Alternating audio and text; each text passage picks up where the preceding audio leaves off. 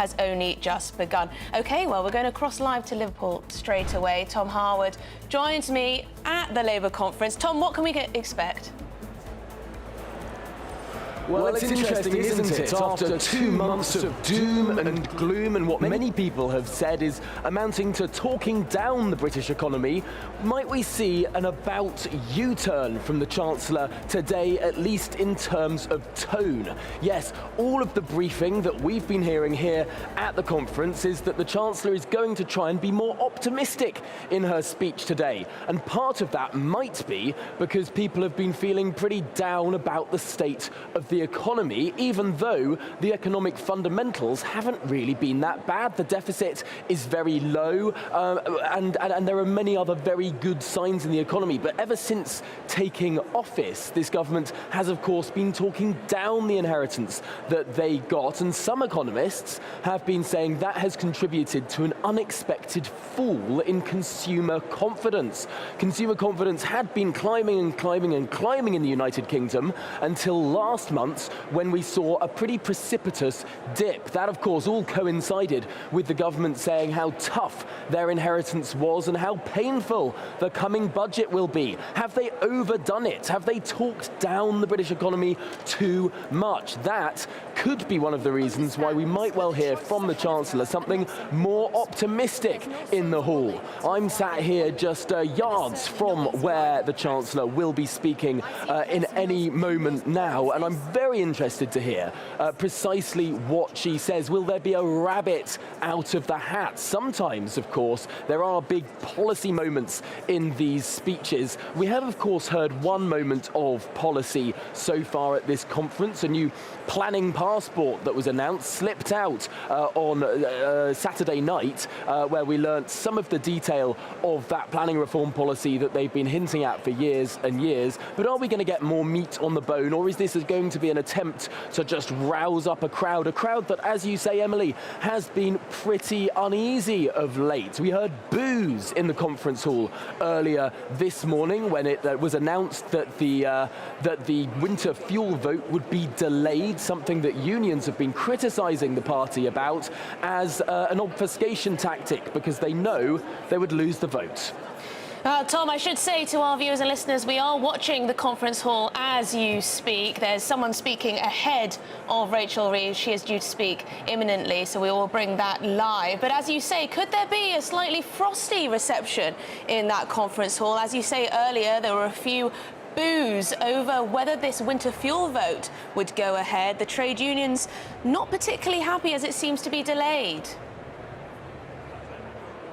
Well, it looks like Rachel Reeves is standing up. I can hear, actually, I can feel the room vibrate with the music and the claps and the cheers. So I think that it might be, that there certainly is a lot of good feeling towards Rachel Reeves in the room. There are her supporters, there are, of course, her detractors as well. But I have to say, feeling the room actually shake just a moment ago as the crowd stood up and started clapping. I think she might be in for an okay response from the audience. There is a preview video currently playing, of course, but yes, there has been some unease at this conference today. As I mentioned, that boo from the audience when they were told they wouldn't be getting that vote they expected to get on winter fuel payments today. That, of course, is the albatross around the neck of the Chancellor. But let's see if that actually weighs into the speech. The crowd are, of course, on their feet, applauding. They're going to be trying to make as much positivity towards her. Let's listen in.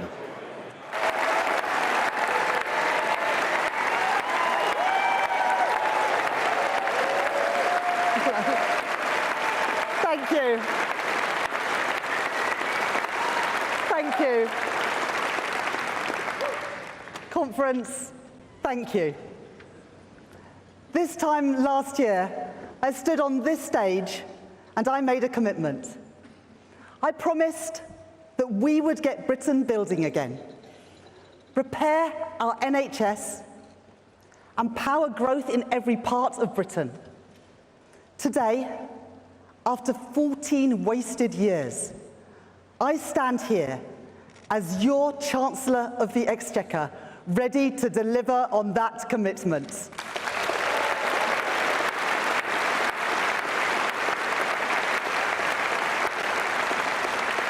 this conference, we welcome more than 200 new Labour MPs, members of the most diverse parliament in our country's history. Labour winning for the very first time in seats like South East Cornwall, the Isle of Wight, Aldershot, Banbury and Basingstoke. In Hexham, Altrincham and the Ribble Valley, and Labour is back in the service of communities that we never should have lost, in our port, coal, steel and mill towns, from Bolsover, Bassetlaw and Grimsby, to Hartlepool, Rother Valley, Newton, Aycliffe and Bridgend, and conference in Edinburgh, in Glasgow, across the Central Belt and out in the Western Isles. Labour is back in Scotland too.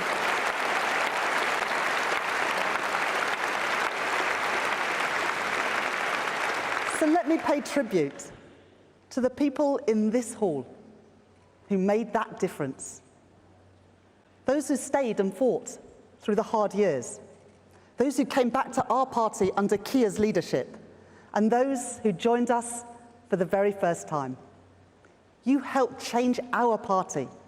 And you gave us this priceless chance to change our country for the better. To all of you, a huge thank you.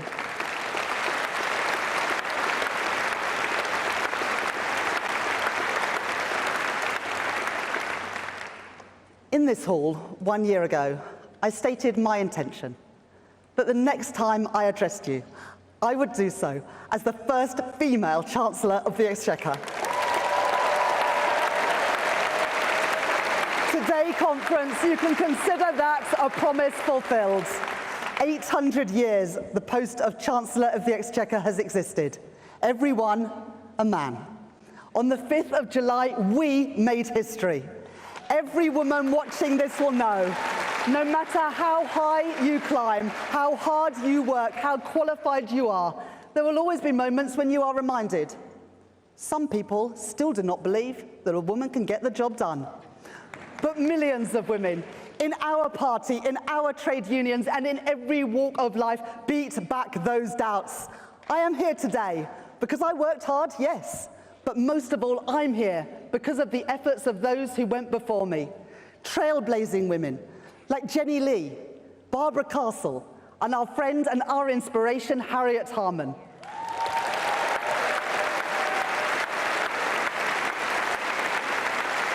And I'm here because of thousands of women, many of you in the hall today, who broke down barriers and defeated low expectations to pave the way for the rest of us. I am a Labour Chancellor because of that collective endeavour. I am the first woman Chancellor because of that collective endeavour. And that collective endeavour does not stop here.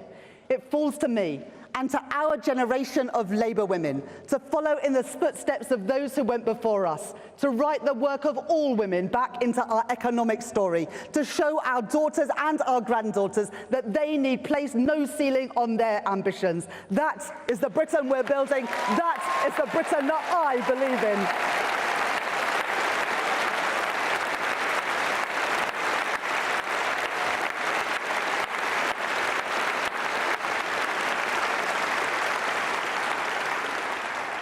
Conference, why is it that the British people put their trust in us for the first time in 5 general elections? It is because, thanks to Keir's leadership, we left no stone unturned to show that Labour is the party of economic responsibility and the party of working people. We were elected because, for the first time in almost 2 decades, people looked at us, looked at me, and decided that Labour could be trusted with their money. That is more than a political choice or a single line in any manifesto. It is about our values. Because we saw what happened 2 years ago when governments play fast and loose with the public finances. When the prices of food and housing and energy soar, it is working people with mortgages, rents and bills to pay who suffer the consequences. Well, I will not take that risk. I will repay the trust that people put in us. Trust is hard-earned, but it's easily squandered. Just ask the Conservatives. They paid the price for their incompetence, their dishonesty, and their rule-breaking. We are still selling arms to Israel. I thought we were voting for change, Rachel.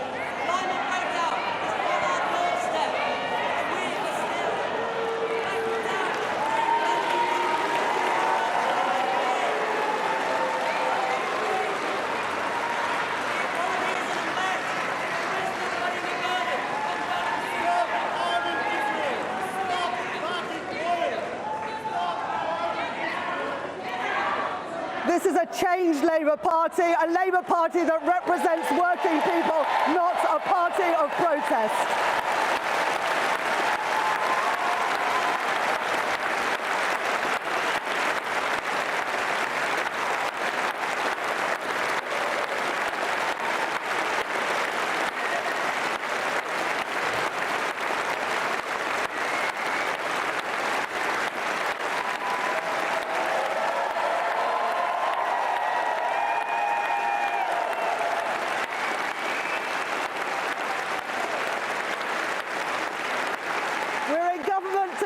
Because we changed our Labour Party and we now have the chance to change our country for the better.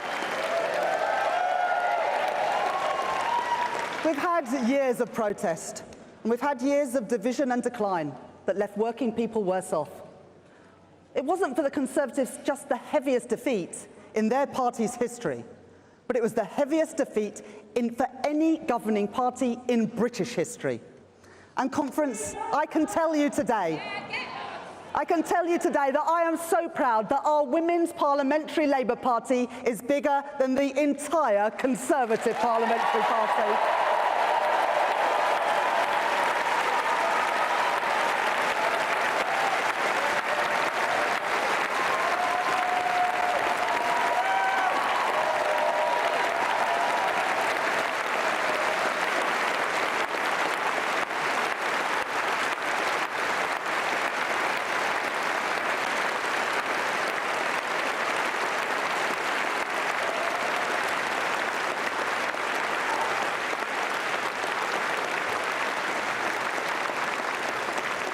And so where will the Conservatives go next?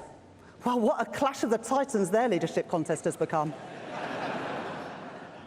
The former Home Secretary, who called the Rwanda scheme batshit, and is of course now pledging to bring it back.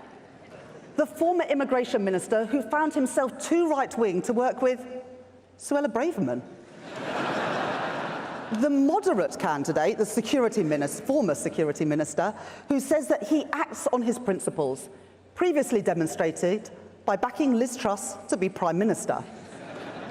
And then there's the former Business Secretary, who claims that she became working class at the age of 16.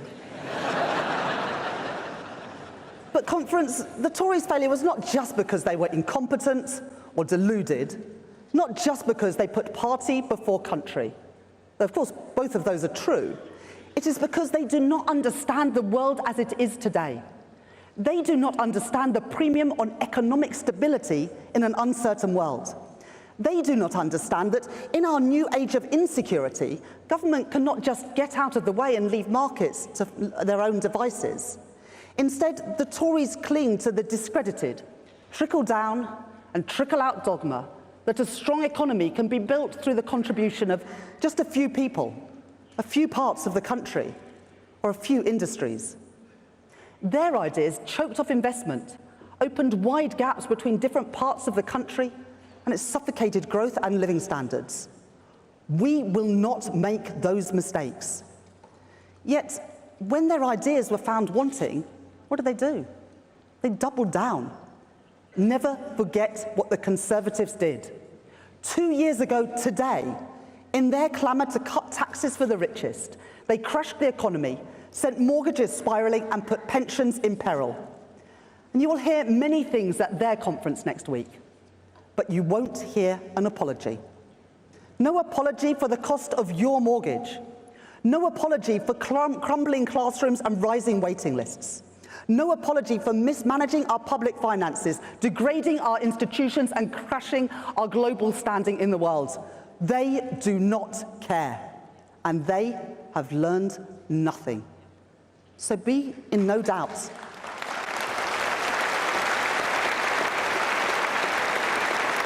Be in no doubt. Given the chance, they will try and do it all over again. Only we, only the Labour Party can stop them. So we must have no complacency, a relentless focus on the priorities of the British people, and iron discipline. We cannot give them that chance.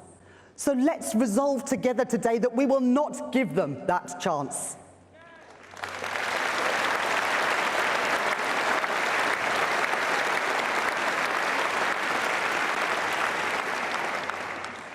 Now, I know that you are impatient for change.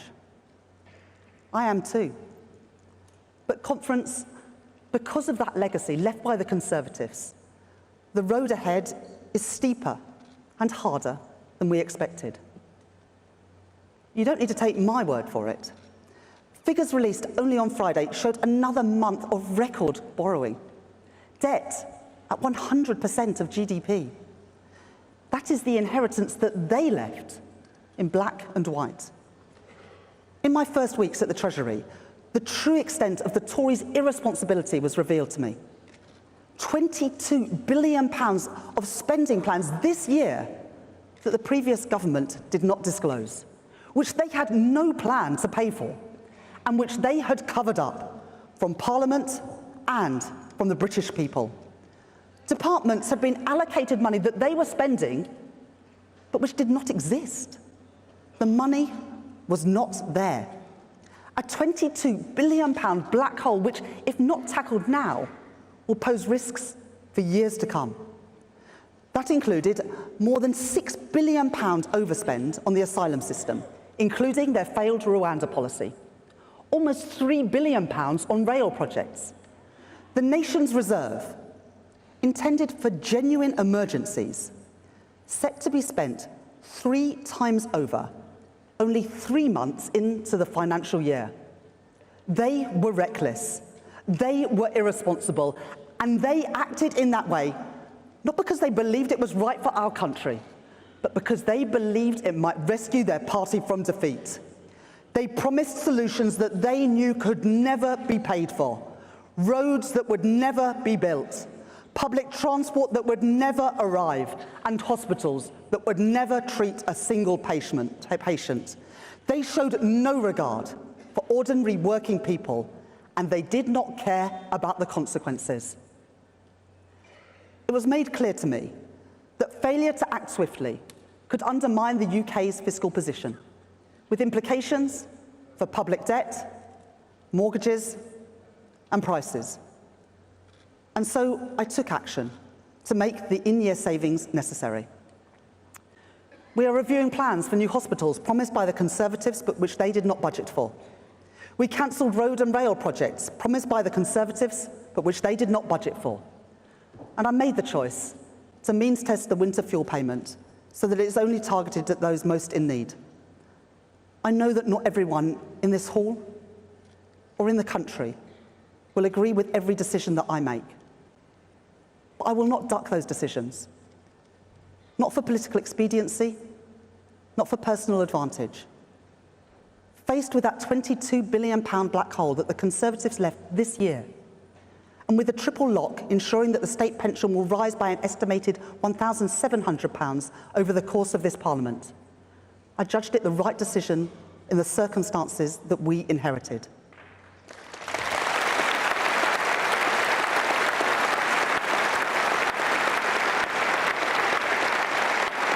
I did not take those decisions lightly. I will never take the responsibilities of this office lightly. And I will never take lightly the trust of voters who have been burned too often by politicians who put ideology and party and self-interest above the interests of the British people. And so we must deal also with another Tory legacy. Conference, I know how hard people work for their money. Taxpayers' money should be spent with the same care with which working people spend their own money. And so 1 year ago, I promised you that this Labour government would wage a war on Tory waste. It has begun. I pledged that we would aim to halve government consultancy spend, and we have already announced savings this year. I pledged that we would cut down on the excesses of Tory ministers' private air travel, and we have already cancelled the £40 million contract for Rishi Sunak's VIP helicopter.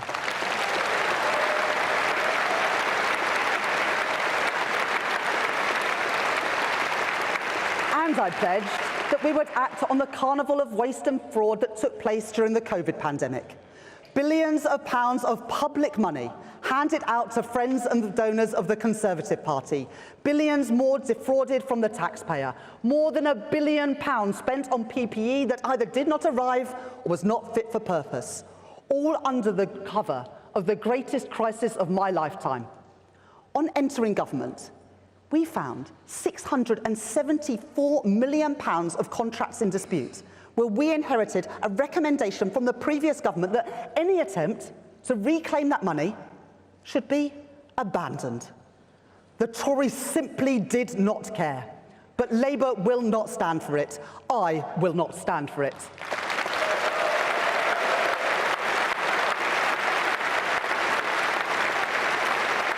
So, as I promised, we are appointing a COVID corruption commissioner. It could not be more urgent. And I have put a block on any contract being abandoned or waived until it has been independently assessed by that commissioner. I won't turn a blind eye to rip-off artists and fraudsters. I won't turn a blind eye to those who use the national emergency to line their own pockets. I won't let them get away with that. That money belongs in our police, it belongs in our health service, and it belongs in our schools. At conference, we want that money back.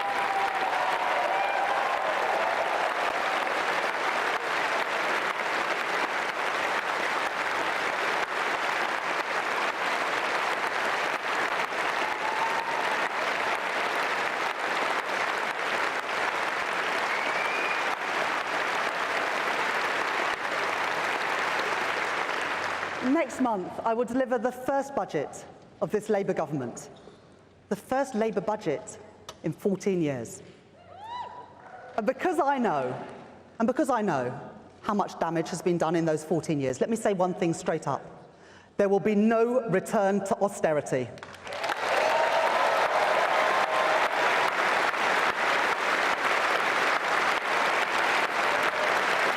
Conservative austerity was a destructive choice for our public services and for investment and growth too. Yes, we must deal with the Tory legacy, and that means tough decisions. But I won't let that dim our ambition for Britain. So it will be a budget with real ambition, a budget to fix the foundations, a budget to deliver the change that we promised, a budget to rebuild Britain. And my budget will keep our manifesto commitments.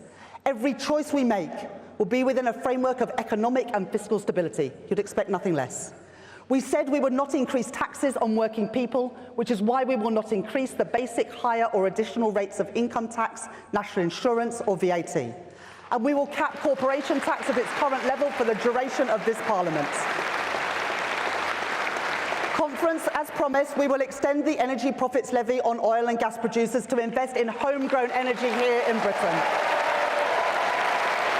We will end the non-dom tax loopholes, and we will crack down on tax avoidance and tax evasion. That is the difference that a Labour government will make.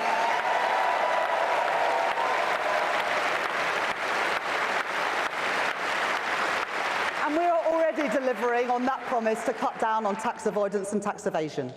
Strengthening the powers of HMRC under the leadership of our Exchequer Secretary James Murray, and recruiting 5,000 new tax compliance officers. Because this government will not sit back and indulge the minority who avoid paying the taxes that they owe.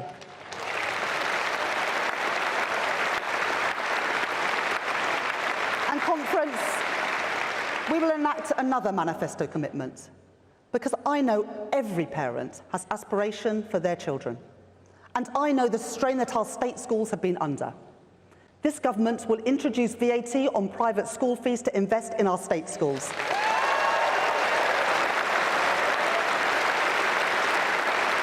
It is the fair choice, the responsible choice, the Labour choice to support the 94% of our children in our state schools. That is the Britain we're building. That is the Britain that I believe in.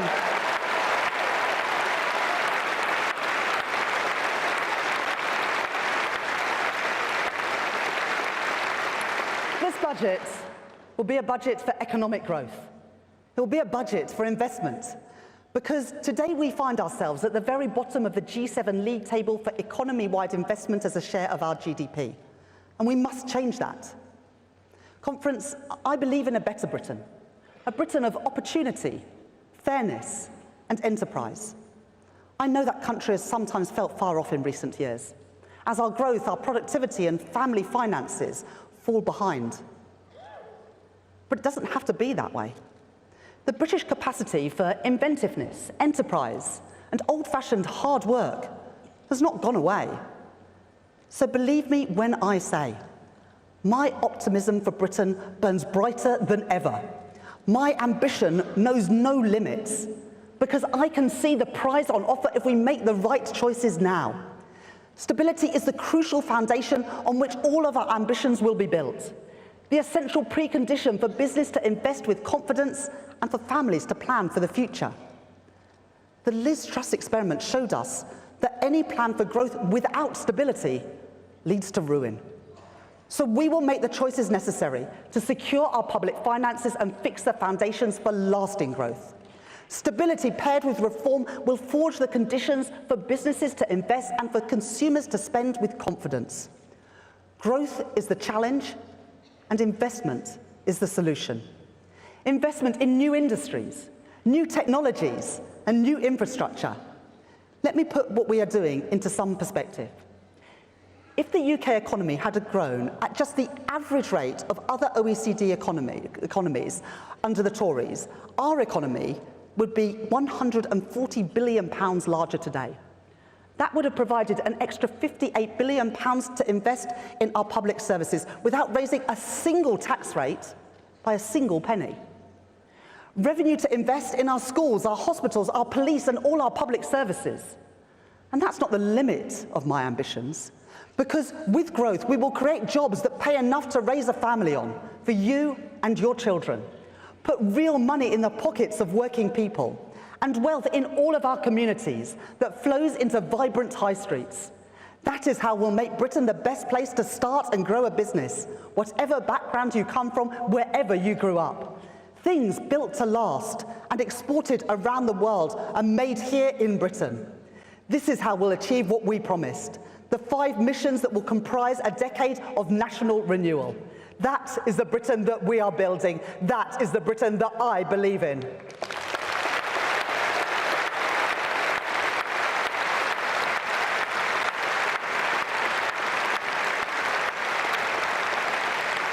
During the election campaign, I visited businesses all over Britain, from historic brands seizing the opportunities of the future, to innovative startups at the cutting edge, to high street businesses breathing new life into their communities. Our world-leading universities, creative industries, life sciences, tech companies, and professional services. I see immense potential wherever I go. But for every success story, there is potential held back. Entrepreneurs struggling to access finance. High street businesses punished by our outdated system of business rates. Builders frustrated by a planning system which hands power to the blockers. Exporters tied up in red tape by a failed Brexit deal. Too many people out of work through chronic illness waiting for treatment, or without the skills, training, and security that they need to build their potential. And a welfare state that does not always incentivize work. Brilliant young people shut out of the opportunities that they deserve, and whole industries held back without a real strategy for their future. So we must learn the lessons of the Tories' failure. We must build growth in a changed world. In this age of insecurity, growth requires stability, but not stability alone. It requires active government, and it requires the contribution of people in every part of Britain, not just a few. Where there are vested interests, outdated practices, or institutional barriers obstructing productive investment, we will confront them head on. Where active government is called for, this government will act. And conference, it is time that the Treasury moved on from just counting the costs of investment to recognising the benefits too. So we are calling time on the ideas of the past, calling time on the days when government stood back, left crucial sectors to fend for themselves, and turned a blind eye to where things are made and who makes them. The era of trickle-down, trickle-out economics is over. And so I can announce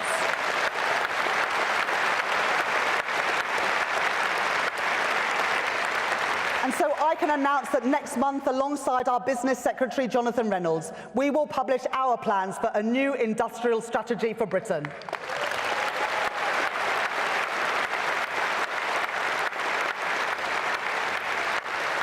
A strategy for driving and shaping long-term growth in our manufacturing and service sectors, A strategy to unlock investment, create jobs and deliver prosperity. A strategy to help break down barriers to regional growth, speed ahead to net zero and clean power by 2030, and build prosperity on strong and secure foundations. Because when I said that this Labour Party is proudly pro-business and proudly pro-worker, I meant it. This mission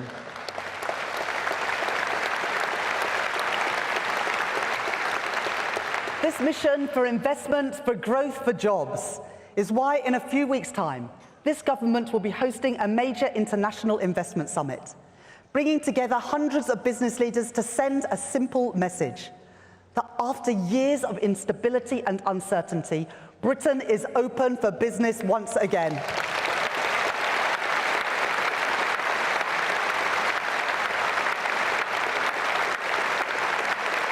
And this mission is why we will reform our pension system, overhaul business rates, give power to our regional mayors and leaders, deliver a plan to get waiting lists down and people back to work, and forge a closer relationship with our neighbours in the European Union while pursuing trade deals to open up new markets too.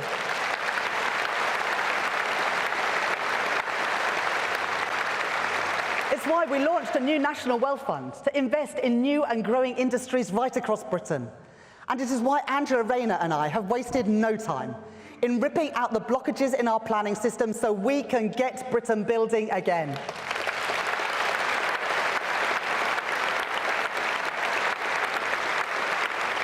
You know, within 72 hours of taking office, we did more to unblock the planning system than the Conservatives did in 14 years, including an end to the senseless Tory ban on onshore wind.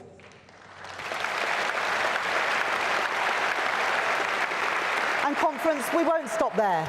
Onshore wind to bring down your energy bills, new data centres for good jobs in the industries of the future, and housing for the decent home that every family deserves. That is the Britain we're building. That is the Britain that I believe in.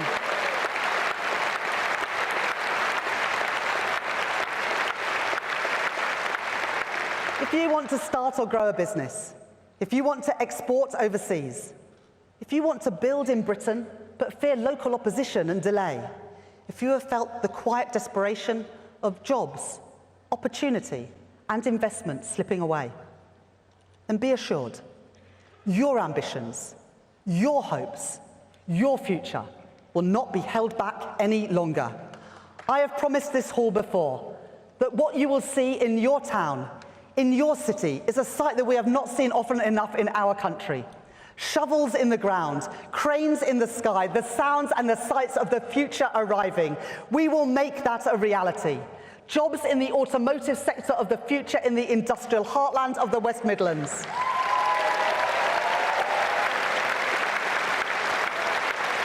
Jobs in life sciences across the Northwest, clean technology across South Yorkshire, a thriving gaming industry in Dundee, and jobs in carbon capture and storage on Teesside, Humberside, and right here on Merseyside too.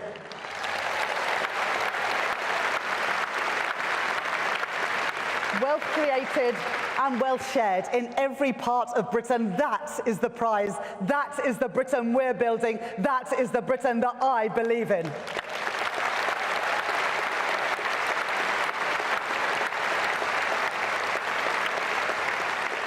And conference, because growth must be built by the many, its proceeds must be felt by the many too. And because of the indignity and insecurity that stems from the broken link between hard work and fair reward, we will deliver on another promise, a new deal for working people, with a ban on exploitative zero-hour contracts, an end to fire and rehire, and a minimum wage which takes into account the real cost of living, so that last we will have a genuine living wage in our country. For dignity, for security, for growth, this Labour government will make work pay. That is the Britain we're building. That is the Britain that I believe in.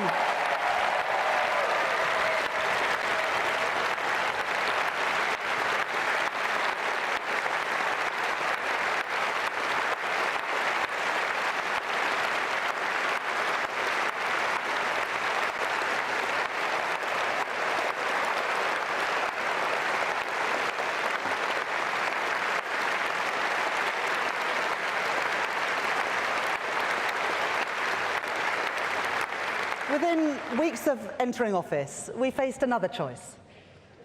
We could accept the independent pay review body's recommendations and give public sector workers their first above-inflation pay rise in 14 years. Or we could allow further industrial disruption to wreak havoc on our public services. Patients having hospital appointments cancelled.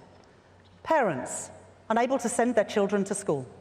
Key workers, the men and the women who kept us safe during the pandemic, forced to pay the price for a crisis that they did not create. The Conservatives gave no guidance to the pay review bodies on affordability, nor did they budget for the recommendations they offered. And the Conservatives will deny that this was a choice that had to be made at all. They will claim that it was a viable strategy to let industrial action continue, to let a crisis in recruitment and retention spiral, and let public services deteriorate yet further. That was not a choice I was willing to make, and it was not a choice that was in the national interest either. So I am proud to stand here as the first Chancellor in 14 years to have delivered a meaningful, real pay rise to millions of public sector workers. We made that choice. We made that choice not just because public sector workers needed a pay rise, but because it was the right choice for parents, patients and for the British public, the right choice for recruitment and retention, and it was the right choice for our country. If the Conservative Party, they want to fight about this, if they want to argue that we should have ignored those pay review bodies, that public sector workers should fall further behind the cost of living, that ordinary families should pay the price of industrial action, if the Conservative Party want to fight about who can be trusted to make the right choices for our public services and those who use them, then I say, bring it on.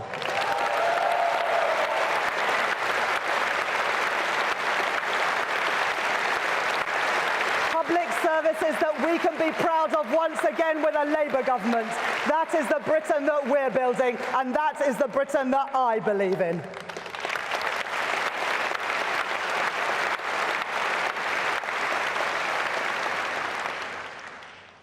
Let me tell you where I'm coming from. My mum and dad were primary school teachers, and I'm really proud of that. My mum was a special needs teacher at my school, and my dad was a head teacher at a different local primary. I know how hard my mum and dad worked, how dedicated they were, the long hours they put in, my sister Ellie and me playing in our dad's office whilst he worked late. And they had to do that in the face of a Conservative government that in its every action showed that it didn't care much about kids in schools like theirs, ordinary comprehensive schools like the one that I went to, and the kids that I grew up with. My mum and dad lived their values, and they taught me the value of public service, of hard work, of giving something back to your community. I joined this party because of 3 words spoken in a conference hall in Blackpool 28 years ago. Education, education, education.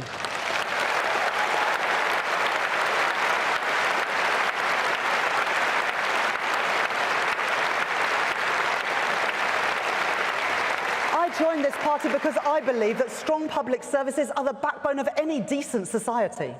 Because I believe that people should rise and fall on their own merit, not on the circumstances of their birth. And because I believe that we do not have to choose between a fair society and a strong economy. I don't want kids to succeed against all odds. I want them to succeed because they deserve it, because the odds aren't stacked against them. That's the Britain that I want to live in, just like every other parent who wants the best for their kids. So I would judge my time in office a success if I know that at the end of it, there are working class kids from ordinary backgrounds who lead richer lives, their horizons expanded and able to achieve and thrive in Britain today. That starts by taking the first steps on delivering another manifesto commitment. Our promise, led by our Education Secretary, Bridget Phillipson, to introduce free breakfast clubs in every primary school across England.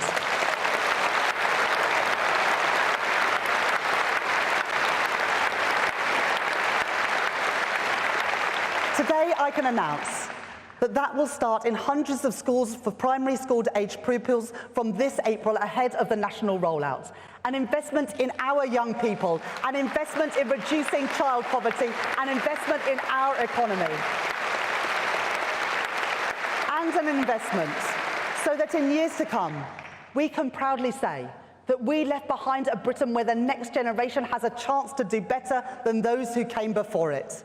Conference, that is the Britain that we're building. That is the Britain that I believe in.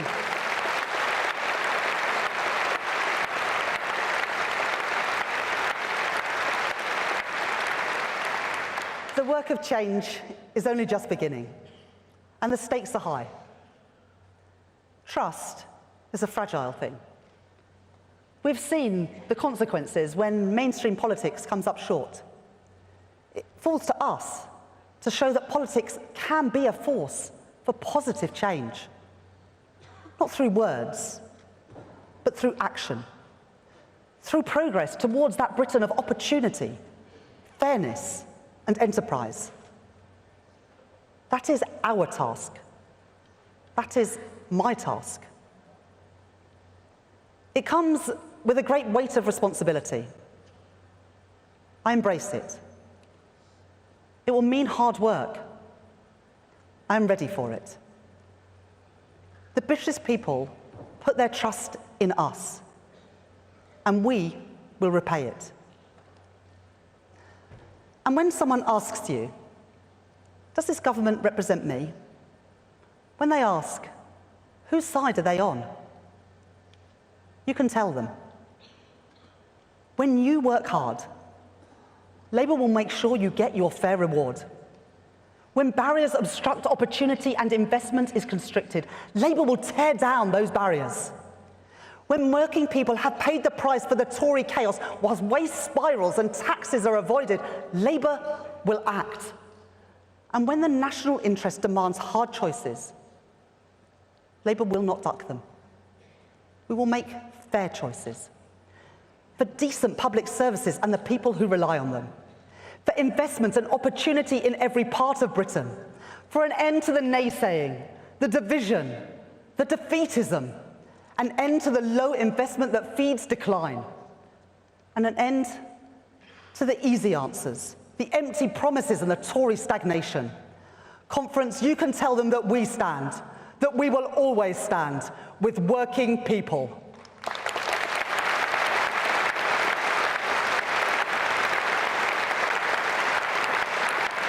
We changed our party, now let us change our country. This is our moment, our chance to show that politics can make a difference, that Britain's best days lie ahead, that our families, our communities, our country need not look on while the future is built somewhere else, that we can and we will make our own future here. A Britain trading, competing and leading in a changed world. A Britain founded on the talent and the effort of working people. That is the Britain we're building. That is the Britain I believe in. Together, let's go and build it.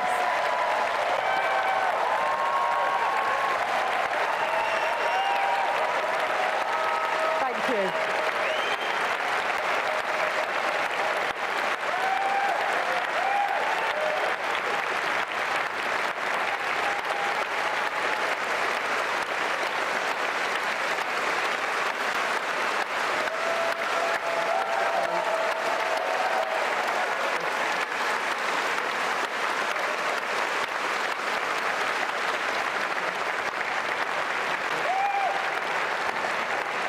Thank you.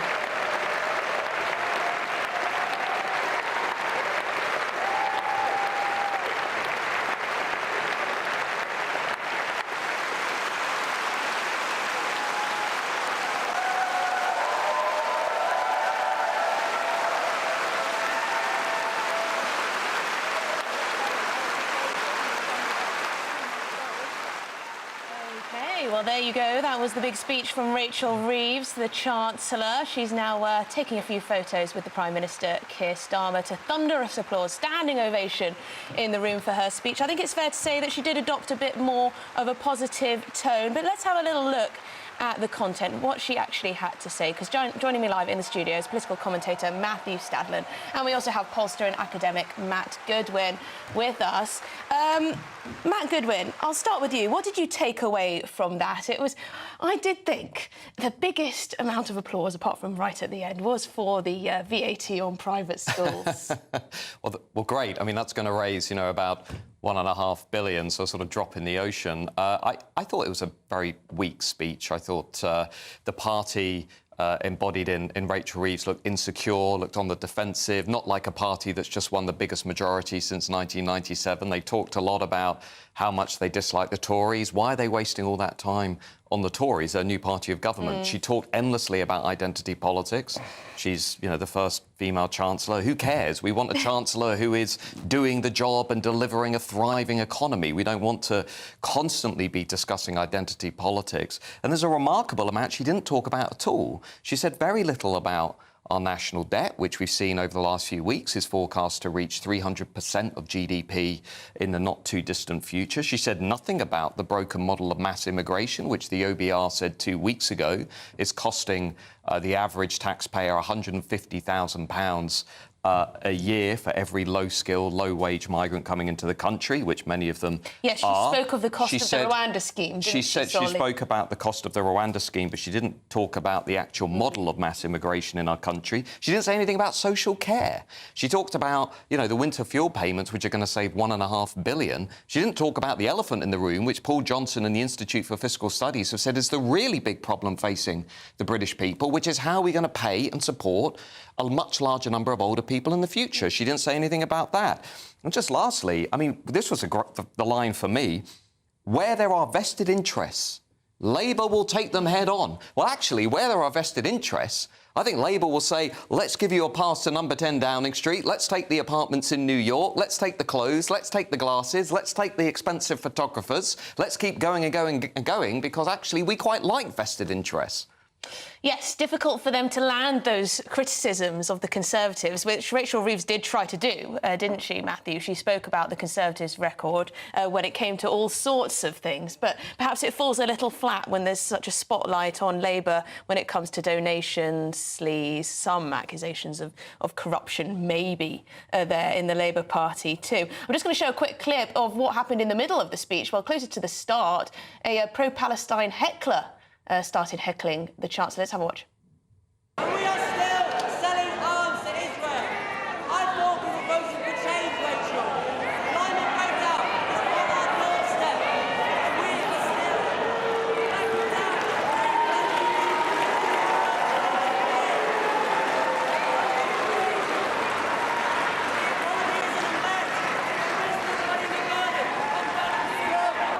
This is a changed Labour Party, a Labour Party that represents working people, not a party of protest.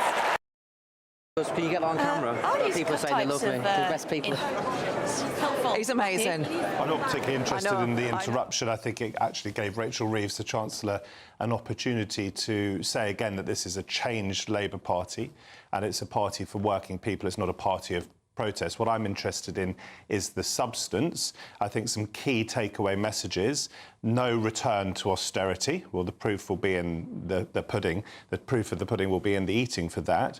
I think it was a speech about growth, and she was starting to put some flesh on the bones of how the Labour Party are going to, how the government is going to generate growth. But again, time will tell. We desperately need growth, because if we're going to pay for social care, which Matt correctly identifies as one of the crises facing our ageing population, we really need to start growing the economy. She said it is about investment.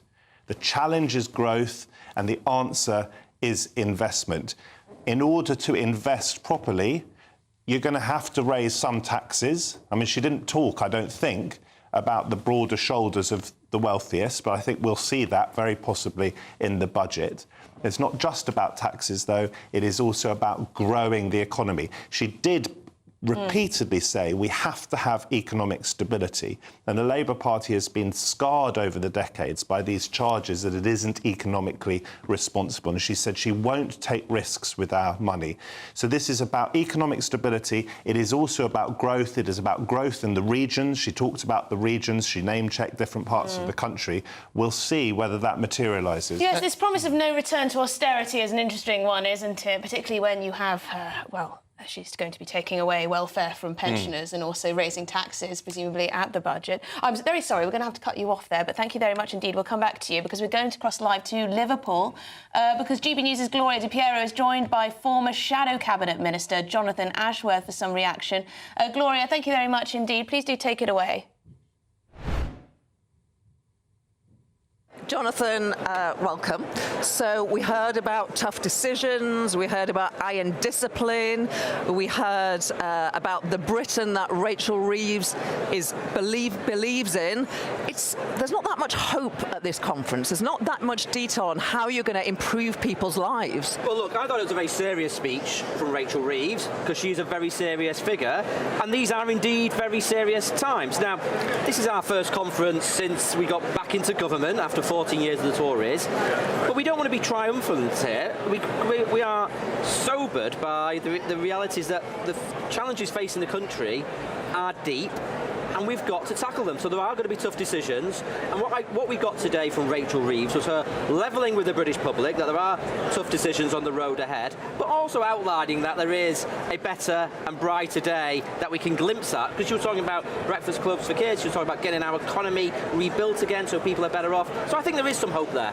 But why would you choose, if politics is about choices, why cut the winter fuel payment from, I'm not saying the King should get it, but those pensioners who are just above the very, very low threshold at which people will be able to get that benefit? Well, look, I mean, that has been an incredibly difficult decision. But remember, pensioners are also going to get a big increase in the state pension. Next April. It's this winter where they'll be making difficult decisions about their heating. And they have had a big increase in the pension this year. But look, I'm under no illusions that is a very, very difficult decision that the government has made.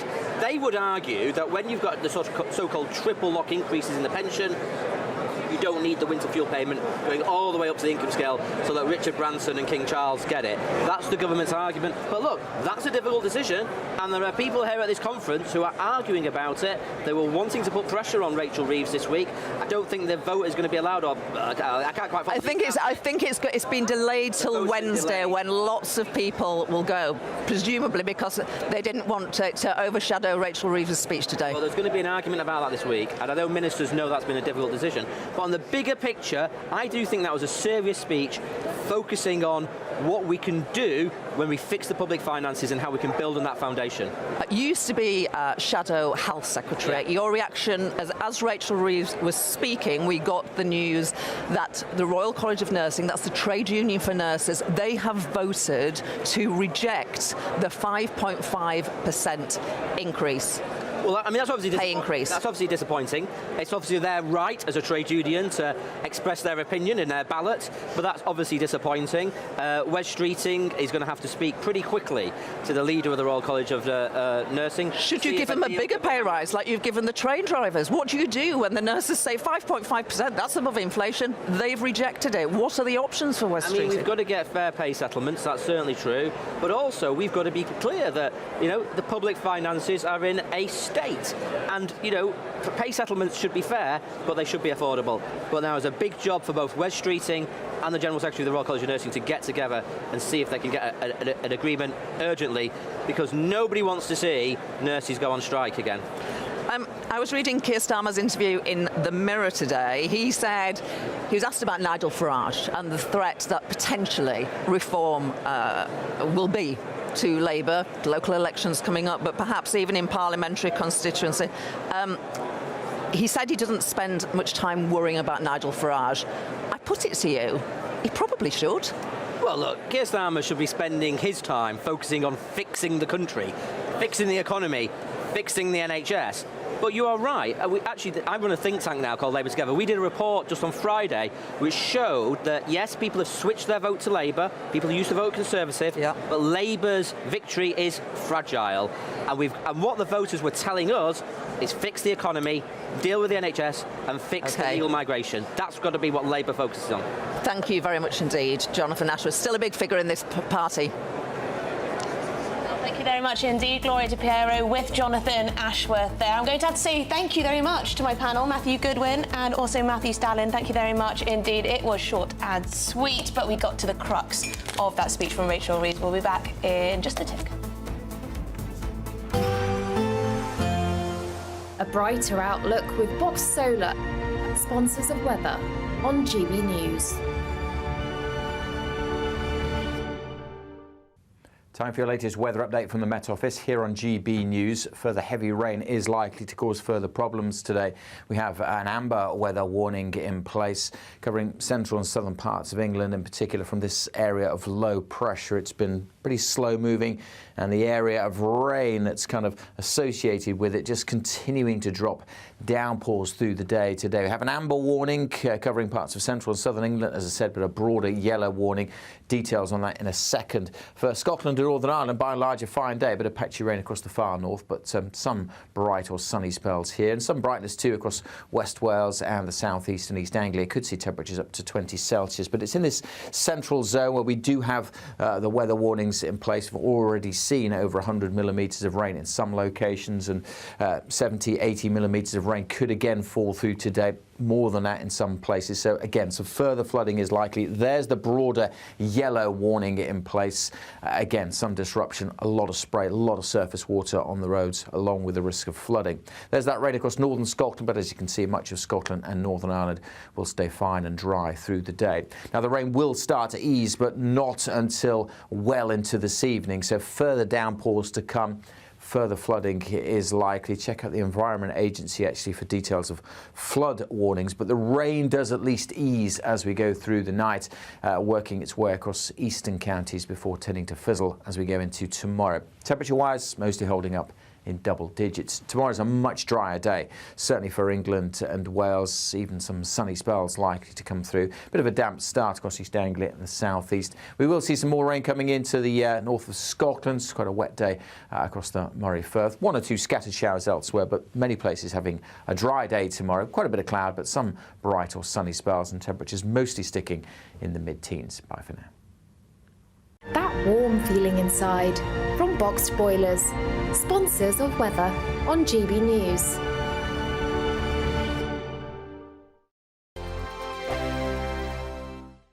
Listening or watching on demand. Good luck. GB News Breakfast. Every day from 6 a.m. Meghan Markle is finding it very, very difficult to recruit staff for her lifestyle brand, which is called American Riviera Orchard. There's a mouthful for you. Apart from a jam gifted to influencers earlier this year, the brand is yet to launch any products. Well, let's speak to our US Royal and Showbiz reporter, Kinsey Schofield. Good morning to you, Kinsey. Who's going to want that gig? I mean, there are rumors that Netflix has said, allow us to manage the retail strategy. If she can't manage to find a CEO or somebody willing to work with her, Netflix sees an opportunity there. To be an influencer, people have got to want to be like you. Do people like her? I mean, this has been her biggest issue in the last few years, is realizing that there's been a shift when it comes to their popularity. Harry and Meghan believed their own hype when they said on that Netflix series that the reason they were ostracized was because they were much more popular than the British royals. They were more popular than Prince William, more popular than Princess Kate. And their popularity has declined immensely. And now they are desperate to win people over again. Most people have to be liked or admired, and I put it to you, Kinsey, she'll have difficulty on both fronts. Netflix is not going to renew this contract. I mean, they are fearful that this cooking show, this polo show, will not connect with the audience. And now they want us to believe that Meghan is at home cooking all this banana bread and having her best friend Chrissy Teigen over for scones. People aren't going to buy it. GB News, the People's Channel.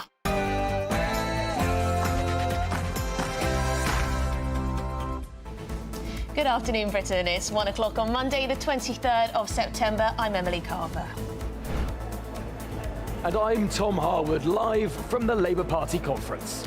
Well, Reeves heckled the Chancellor, defended public sector pay rises and promised to wage a war on Tory waste in her Labour conference speech earlier this afternoon. We're going to be getting all the latest reaction. And Migration Nation, the Home Office confirmed migrant arrivals for the year surpassed 25,000 this weekend as the number of small boats crossing the Channel continues to rise. And flood warnings. Over a month's worth of rain is set to fall across the UK today. We'll be finding out which parts of the country are being hit the hardest.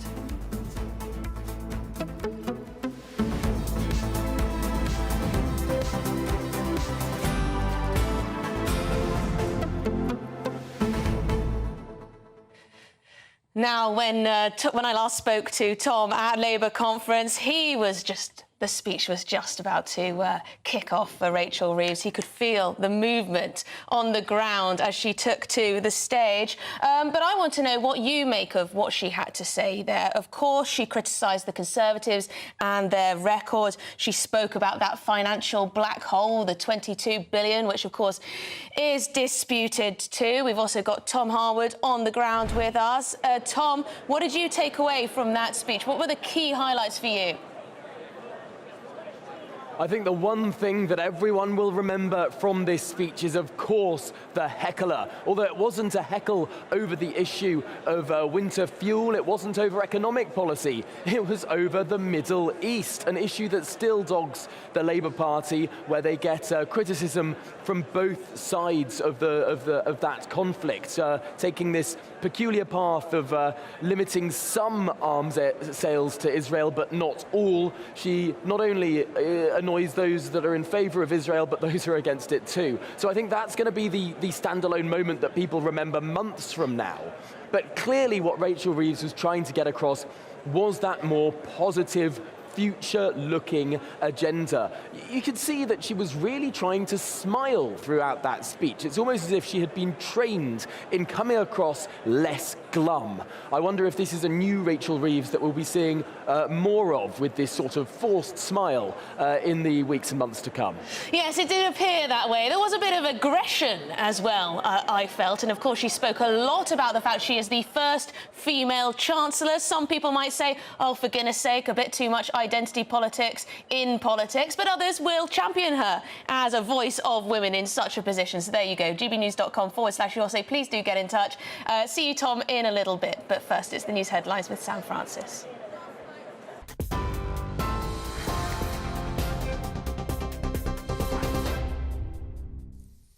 A very good afternoon to you from the newsroom. Just gone 3 minutes past 1. The top story this lunchtime. Rachel Reeves has accused the last Conservative government of choking off investment and suffocating growth and living standards in her speech just moments ago at Labour's conference in Liverpool, but not before she faced a protester.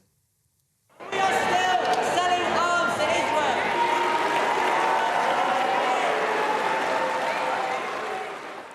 Well, as you heard there, he accused Labour of selling arms to Israel before being removed by security, with shouts of Free Palestine heard from backstage.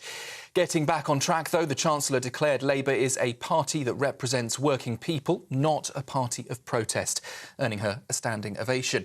She went on to promise to repay the trust of voters and vowed that Labour would not repeat the mistakes of trickle-down economics, pledging to safeguard living standards and public finances. Will be a budget with real ambition. A budget to fix the foundations, a budget to deliver the change that we promised, a budget to rebuild Britain.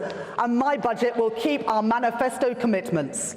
Every choice we make will be within a framework of economic and fiscal stability. You'd expect nothing less. We said we would not increase taxes on working people, which is why we will not increase the basic, higher or additional rates of income tax, national insurance or VAT. And we will cap corporation tax at its current level for the duration of this Parliament. Meanwhile, hundreds of pensioners are staging a protest outside the conference centre this lunchtime as part of Unite's campaign against the cut to winter fuel payments. The union's demanding a U-turn on the policy which removes payments from 10 million pensioners.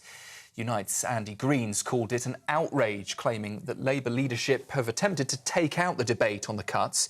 The government, though, insists the move is necessary to fix a £22 billion budget shortfall. However, Shadow Treasury Minister Gareth Davies told us the Tories would not have made the same move. What this is really all about, which is a political choice for the Labour government. They have chosen, on the one hand, to hand massive pay rises to the unions, while at the same time taking away support for pensioners ahead of winter. That is a political choice, as I say. That is not a choice that we would have made. In breaking news this lunchtime, we've heard that nurses in England have rejected the government's offer of a 5.5% pay rise. 2/3 of the Royal College of Nursing members voted against the deal in a record turnout of 145,000 members. The pay award was announced in July, just shortly after Labour's general election win. But the RCN General Secretary says nursing staff are determined to stand up for themselves, their patients and the NHS, while pushing for reforms. The union's turnout in that vote exceeded previous ballots for industrial action, hinting at continued unrest within the health sector. And turning to news in the Middle East, at least 100 people have been killed and more than 400 left wounded in the most widespread wave of Israeli strikes in around a year against Hezbollah this morning. Residents in southern Lebanon reported receiving calls telling them to evacuate, with warnings also broadcast across Lebanese media. Israel has claimed in the last few minutes that all targets and homes that have been attacked were, they say, storing Hezbollah weapons.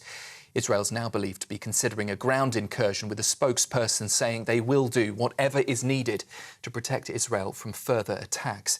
Meanwhile, Hezbollah's vowed to fight until a ceasefire in Gaza is reached. Back here at home, almost half of the total number of migrants who've crossed the English Channel this year have arrived in just the 11 weeks since Labour came to power. Despite worsening weather, over 1,400 migrants have arrived in Dover in the weekend, pushing this year's total to 25,000. 11,500 have now crossed in the space of just 2.5 months since Labour won the election in July. The latest total is more than 1,000 ahead of the number of migrants who arrived illegally in the UK at this point last year. Thousands of post office sub-postmasters are still reporting issues with the controversial Horizon IT system. A recent survey revealed nearly 7 in 10 have experienced unexplained discrepancies since January 2020. It comes as the final phase of the Post Office inquiry is ongoing today, investigating how Fujitsu's faulty system led to the wrongful prosecution of hundreds of operators. The Horizon system falsely showed misleading funds, devastating lives and businesses. Now sub-postmasters hope the inquiry will bring answers and accountability. We've heard today that a 15-year-old boy has died after being stabbed in southeast London. Police were called to the attack in Woolwich on Sunday evening, where the boy was found with a stab wound. He sadly died shortly after. A witness who tried to save him said the boy pleaded, "I'm 15, please don't let me die," as she stemmed the bleeding. The victim's family has been informed, but no arrests have been made so far. The investigation continues as police are appealing for witnesses. 3 men have been arrested in London after police uncovered a counterfeit airbag operation. Raids in Leighton and Ilford led to the seizure of 500 fake airbags and £140,000 in cash, most of it hidden in nappies in a wall cavity. The men, aged 34, 36 and 51, are suspected of importing the airbags from China and then selling them abroad. Detectives warn the fake airbags can pose a serious safety risk, with some of them sold for just £25. The operation followed a tip-off from US Homeland Security after fatal incidents involving substandard airbags in America. And heavy rain has been battering parts of England today, with some areas bracing for more than a month's worth of rainfall in just 24 hours. Areas in Bedfordshire are already submerged, with police confirming a number of road closures. You can see here footage that's been shared on social media showing cars having to battle high water.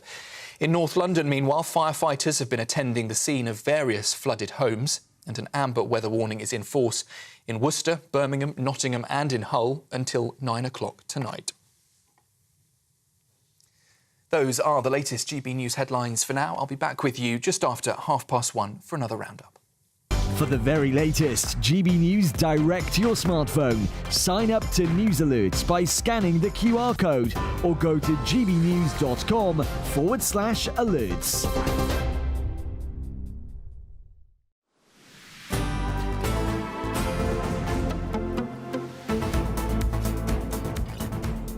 Thanks, Sam. Now, as we heard in Rachel Reeves, the Chancellor's speech, she very much justified public sector pay rises. She says they're the right thing for public sector workers, of course, but also for the country. She spoke about how it's very much justified from an economic perspective, as well as a moral one. But right at the end of the speech, the news broke that the nursing union have rejected the government's latest pay offer of about 5.5%. So presumably they're going to be demanding more. Now, this is difficult for the government because they're talking about how tough decisions need to be made. They're talking about, in the run-up to the budget, how, you know, it's going to be a difficult one. Yes, things will get better eventually, but it's going to be a difficult one.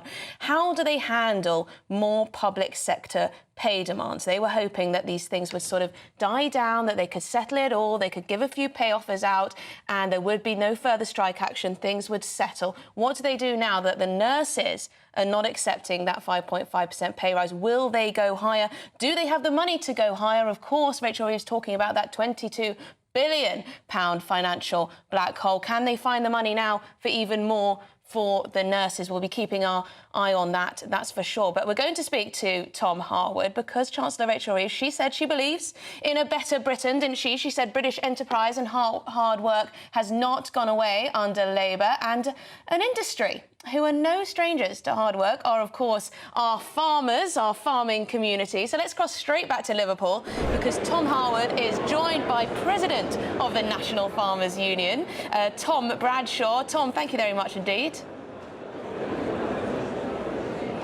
Yes, that's right. We're here at the Labour Party conference just yards from where Rachel Reeves made her big speech just in the last hour. But I'm delighted to be joined by Tom Bradshaw, who is sitting in a tractor because, Tom, you're the president of the National Farmers Union. Tell us why you've brought this big tractor with you today. Well, we're bringing farming to the Labour Party conference to make sure that the voice of farming isn't ignored and that they hear our calls.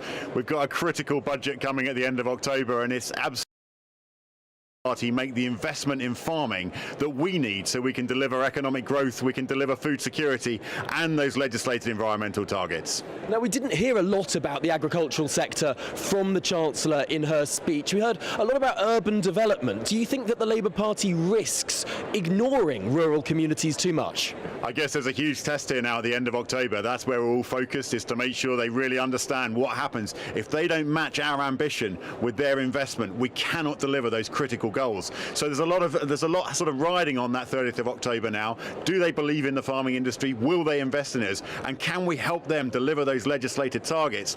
You can't just say food security is national security and then not deliver the policy that's going to underpin that. We've seen farmers protest across Europe in recent months and years. We've seen farmers pretty angry in Wales. A lot of the new targets, the environmental obligations being placed on farmers has been a tough sell right across this part of the world. Are you fearful for what might be coming? But for me, this is all about a fair transition. It's making sure that it's equitable, that farming can be profitable. We cannot reinvest in our businesses if we're not profitable producing the food that people need. And if we're not investing today, we won't deliver food security tomorrow. So it's absolutely crucial that the correct conditions for investment are enabled by this government so that we can invest for the future and deliver the food security that the country needs. Now, the issue that farmers face trying to be profitable, trying to diversify, came to the fore in the last couple of years with Jeremy Clarkson and his farm sort of bringing this issue and the issue of sort of trying to be able to sell things that you make, the restrictions that are so often placed upon farmers, not being able to lay down farm tracks. All of this, I think not many people quite understood the level of bureaucracy that farmers face so often. Are you to some extent positive about some of the planning reform proposals from this government? Might this be a moment that could really help the farming industry? Absolutely that. Planning has been a huge barrier. There's just been so burdensome. It's been an inability to cut through and actually move on and make your business viable. So the ability to invest and have a planning system that really supports food production would be incredibly encouraging. We'd like to see a food impact assessment within that so that if it can deliver for food security for the future, it's prioritised within the planning legislation. What is a food impact security? A food impact assessment. If it's to deliver for food security, then if the country is serious that food security is part of our national security, you have to underpin that with policy. So the planning directorate should be instructed that if it's for food security, it's prioritised within the planning system.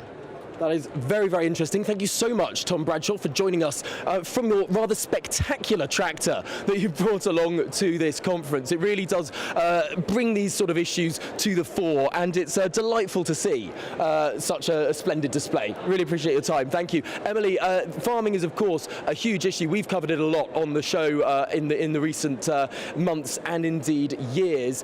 It will be interesting to see if what the National Farmers Union is bringing to the Labour conference is taken to heed, is taken to heart. We'll have to have a look out in that budget not long to go now. Tom, I remember before the election, in the run-up to the election, there was quite a lot of criticism from the farming community, from farmers who were angry that agriculture was mentioned so few times in the manifesto. I'm reading here from that time, just 87 words on farming. They've got a lot to prove, the Labour Party. Certainly a huge amount to prove, and the Labour Party's always seemed a bit more distant from rural communities. There have always been these issues, particularly under the last government. We saw all of the rows over fox hunting. It's seen as more of an urban party, the Labour Party, but he now holds more rural constituencies than just about at any point in its history. Many seats that are very farming heavy have been won by the Labour Party now. Could this shift the way that the party looks about these issues? It will be very interesting to see, although whilst of course they do hold many more rural and county seats, the heart of the Labour Party is of course still in those urban areas. Very interesting indeed. Thank you very much, Tom Harwood. We'll check in with you a little bit later on from the Labour Party conference in Liverpool. But in other news, the Home Office has confirmed 25,000 small boat migrants have now crossed the Channel so far just this year. Half of them in the 11 weeks since Labour took power. Now, this weekend alone, more than 1,400 small boat migrants arrived in Dover in just one weekend. Well, to discuss this, I am joined by GB News Home and Security Editor Mark White. Mark, thank you very much indeed. Well over 1,000 people just in one weekend. Yes, I mean, it was really a bumper weekend of arrivals, and surprising, actually, because the conditions in the English Channel were far from ideal. We've got some exclusive images we can bring you out in the middle of the Channel, taken from a boat that shows a small migrant boat crossing the Channel, crossing not far from a P&O ferry. It passes that ferry on its way to UK waters. And as you said, very significant numbers crossing, 707 on the Saturday, and then yesterday, when those images of that small boat were taken, another 13 boats carrying 717 migrants crossed. And then again today, Emily, we have more small boat crossings, and the conditions in the Channel are appalling. 2 more boats have made it across despite the very treacherous conditions in the middle of the Channel, with at least 100 more migrants to add to that total, taking it now over 25,000. And as you said in the introduction, more than or just almost half of those migrants who have crossed in just 11 weeks since Labour took power. Now, perhaps that's not surprising. We're in the summer months, but having said that, we are 1,000 ahead of where we were at this point last year.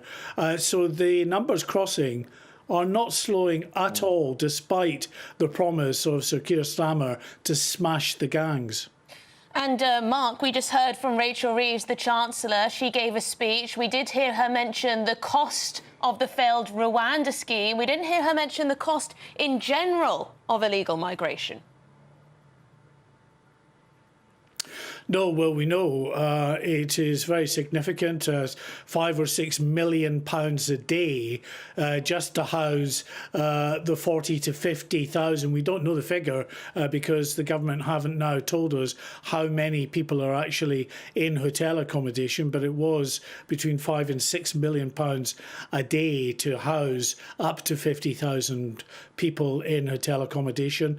And of course, more have been coming all the while. this current government has decided it wants to move away from housing people in expensive hotels and taking hotels out of the picture in terms of making them available to local communities. So handing them back to local communities, which of course will be welcome. But where are these people going to be placed? Because they are going to no longer put people in Wethersfield, no longer put people at RAF Scampton, the Bibby Stockholm barge is not going to be in use. Instead, they're going to be distributed out to communities right across the country, which in itself will be highly controversial. Yes, the issue of social housing and where that is allocated is going to be hugely controversial, I'm sure, as the months and years go on. Mark White, thank you very much indeed for bringing us the latest figures from the Channel, our Home and Security editor there in central London. This is Good Afternoon Britain. We're on GB News. Now, in other news, away from the politics, Prince Harry, he's kicked off his string of events in New York, but he's gone solo. We'll have more on that after the break. Why is he on his own?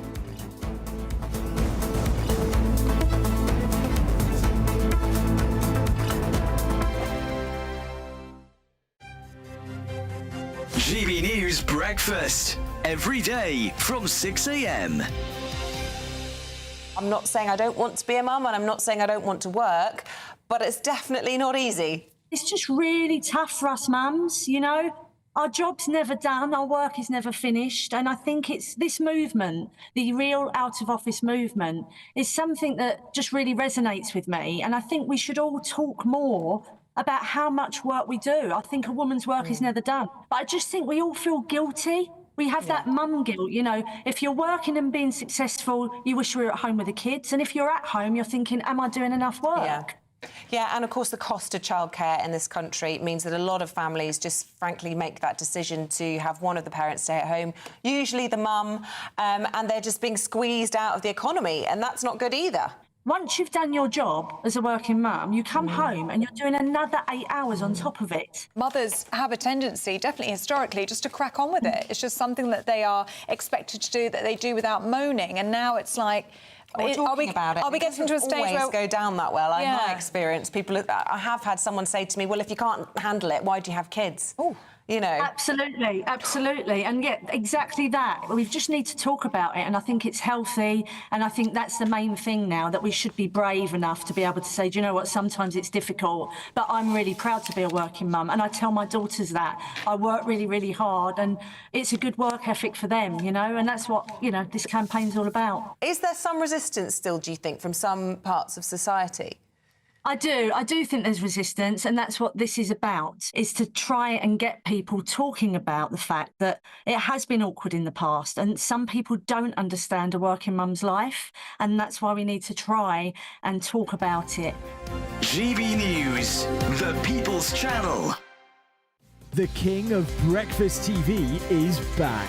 That's right, Britain's favourite TV host, Eamon Holmes, returns to Britain's hottest breakfast programme.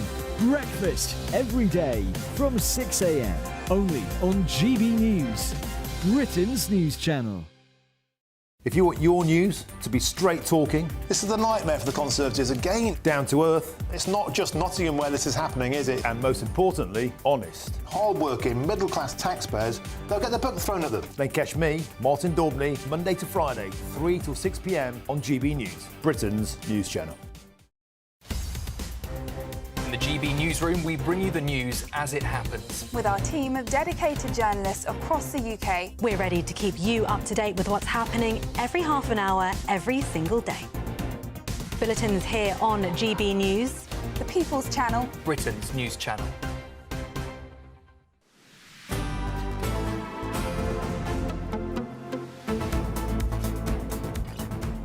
Well, welcome back. This is Good Afternoon Britain. You're watching and listening. Now, the Duke of Sussex, he's started his solo trip to New York this week during the UN General Assembly's High-Level Week and Climate Week New York. He'll be attending a range of events, including a charity event to raise money for clearing landmines in Africa, following in his mother's, Princess Diana's, footsteps. Well, joining me now to discuss this is former royal correspondent at The Sun, Charles Ray. Charles, thank you very much indeed. Tell us a bit about this trip, these events that Prince Harry is going to be partaking in.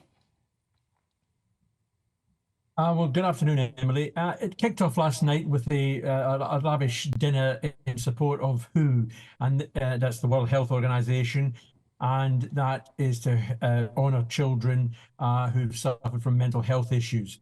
And we've got various other events this week where he is looking at an organisation called African Parks and the Halo Trust, the Diana Award, and Travelist. This is a set, and that's on top of the various events to do with climate change that he's devoted to, which you can understand. And it's actually nice to see Prince Harry doing these sort of things without uttering one word of criticism of his family. It seems to me that some sort of light bulb moment has been switched on, and he suddenly realised he doesn't need to do the Netflix or Spotify or any other fies, to get by in this world. This is what we want to see Prince Harry doing. These are the things that he made his name with, these sort of charity events, and it's great to see him back on these sort of projects. But these are the sorts of things he would have been doing as a working royal. But Charles, is it significant that he's doing this all alone, that he's going solo? I can't understand what you could possibly mean by that, Emily. But yes, it is hugely significant that he's not doing this.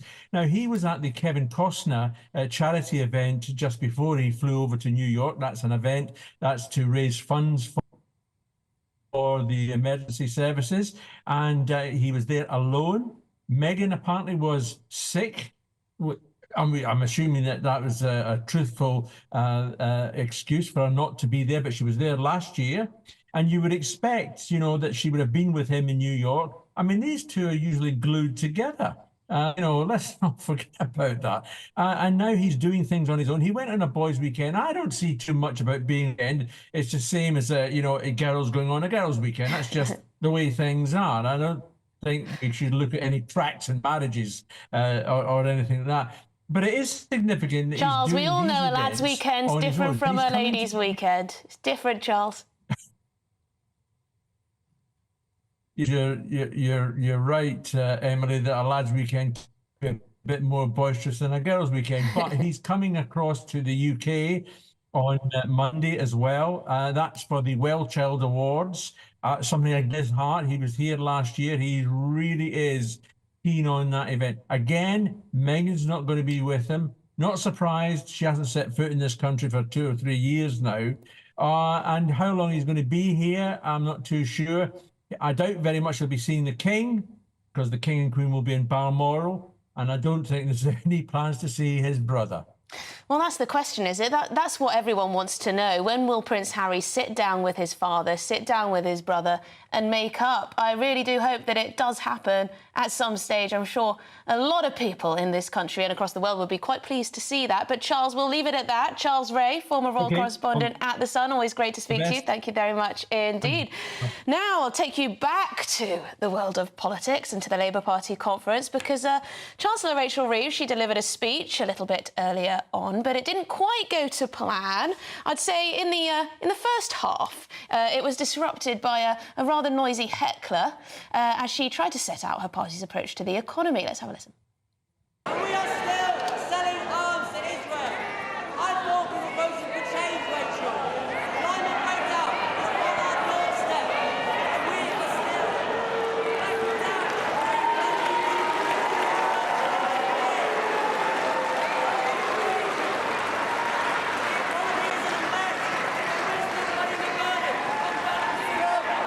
This is a changed Labour Party, a Labour Party that represents working people, not a party of protest. Well, she trotted out that line. It's the same thing that Keir Starmer said. We're no longer the party of protest. We no longer want to be that party. That Heckler was quite smartly dressed, wasn't he, for your average protester? But this was all about pro-Palestine protests. He was arguing against arms sales to Israel, of course. So he heckled right in the middle there. It took quite a little while for him to be escorted out, shouting and screaming at Rachel Reeves. Presumably, I mean, she took it quite well, a little bit robotic. But this is what Labour have to contend with sometimes, the heckling. There weren't any heckles about the winter fuel payments, though. Things did kick off a little bit earlier in the conference, earlier this morning, when a trade unionist came on stage and used the opportunity to argue against the people who organised the schedule, to argue that there should be a vote and that they're trying to force it out. But there you go, Rachel Reeves disrupted by a pro-Palestine heckler. This is Good Afternoon Britain on GB News. We've got lots more coming up on today's show. I don't know if you've noticed, but the weather's pretty dodgy. There's flood warnings. They're being issued across the UK. Apparently, we could be in for a month's worth of rain in just one day. That's off to your headlines with Sam.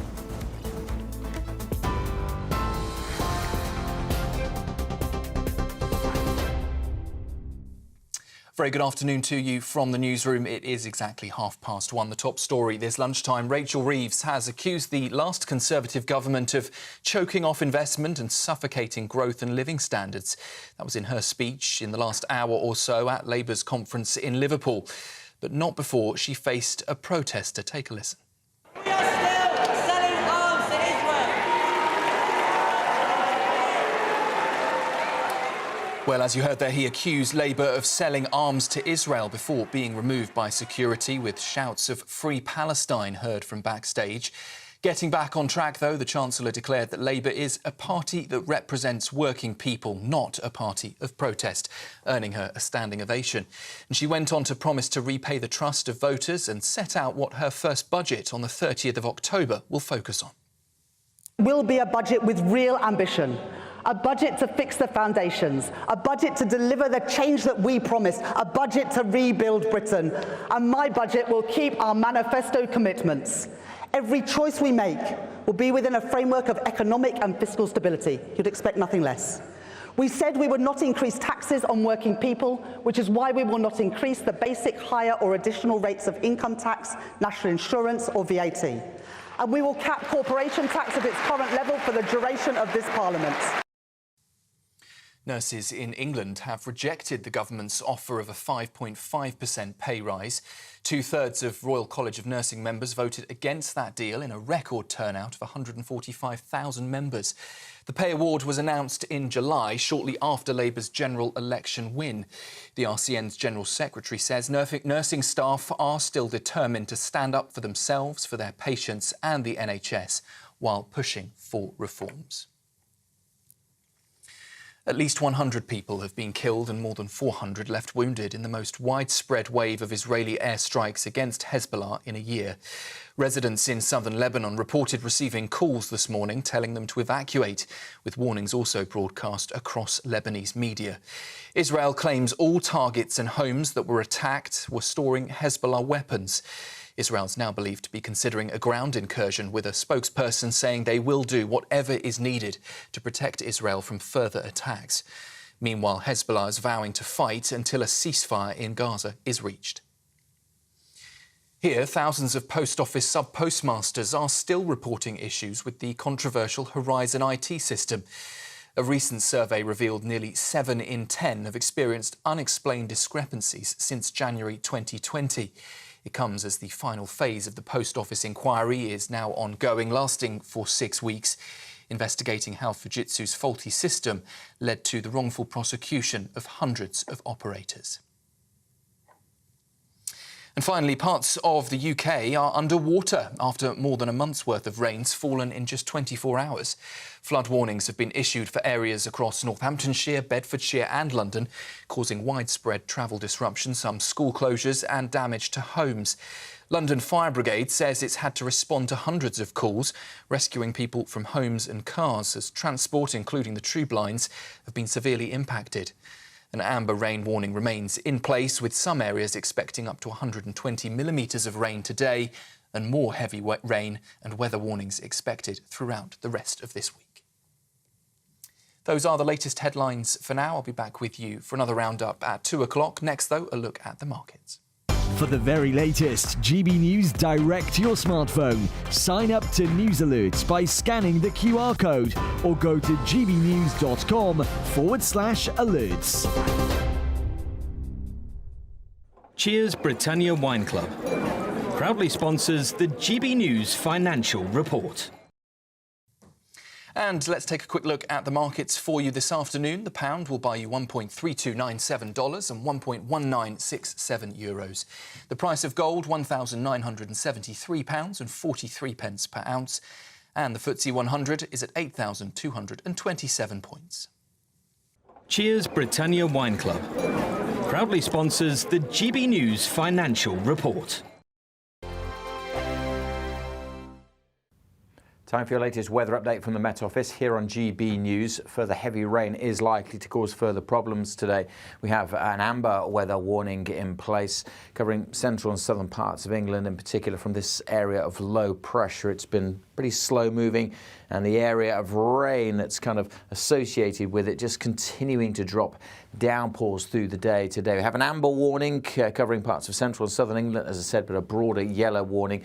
Details on that in a second. For Scotland and Northern Ireland, by and large, a fine day. A bit of patchy rain across the far north, but some bright or sunny spells here, and some brightness too across West Wales and the south east and East Anglia. Could see temperatures up to 20 Celsius, but it's in this central zone where we do have the weather warnings in place. We've already seen over 100 millimetres of rain in some locations, and 70, 80 millimetres of rain could again fall through today. More than that in some places. So again, some further flooding is likely. There's the broader yellow warning in place. Again, some disruption, a lot of spray, a lot of surface water on the roads, along with the risk of flooding.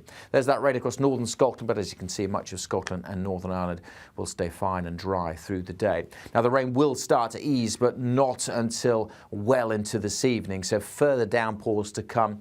Further flooding is likely. Check out the Environment Agency actually for details of flood warnings, but the rain does at least ease as we go through the night, working its way across eastern counties before tending to fizzle as we go into tomorrow. Temperature-wise, mostly holding up in double digits. Tomorrow's a much drier day, certainly for England and Wales, even some sunny spells likely to come through. Bit of a damp start across East Anglia and the southeast. We will see some more rain coming into the north of Scotland. It's quite a wet day across the Moray Firth. One or two scattered showers elsewhere, but many places having a dry day tomorrow. Quite a bit of cloud, but some bright or sunny spells, and temperatures mostly sticking in the mid-teens. Bye for now.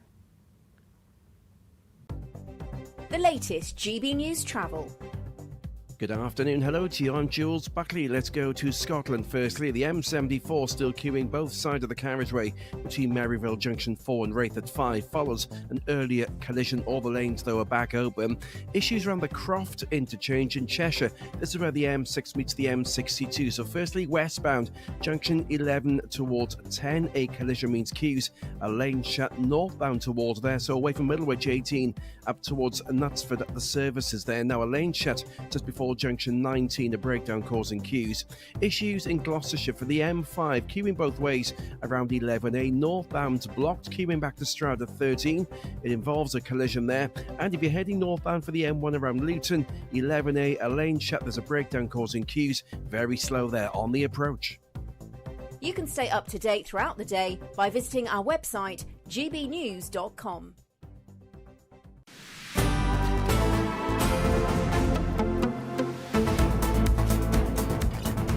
Good afternoon, Britain. It is now 1:38, and we mentioned before the break the flooding across the east of England. There's severe travel chaos. Roads are being shut. London trains delayed. The Met Office have issued an amber alert. These are live pictures from Northamptonshire. This is a motorway that's being disrupted by severe flooding. As you can see, it's closed to the public, closed for use. Huge amounts of water. People saying that roads in many areas, including Bedfordshire, Northamptonshire, Peterborough, the roads are looking more like rivers than they are roads. We're going to be speaking to our national reporter who will be in an affected area for us and tell us how locals are coping with this. But it does look like quite extreme flooding. People talking about potentially a month's worth of rain falling in just a single day today. But before we speak to our national reporter about that, let's cross back to Liverpool because Gloria Tapiero is joined by Labour MP for is joined by Exchequer Secretary to the Treasury, James Murray. Gloria, thank you very much indeed. Please do take it away. Thank you, Emily. James Murray, you're in Rachel Reeves' team, a man who has responsibility for the nation's finances.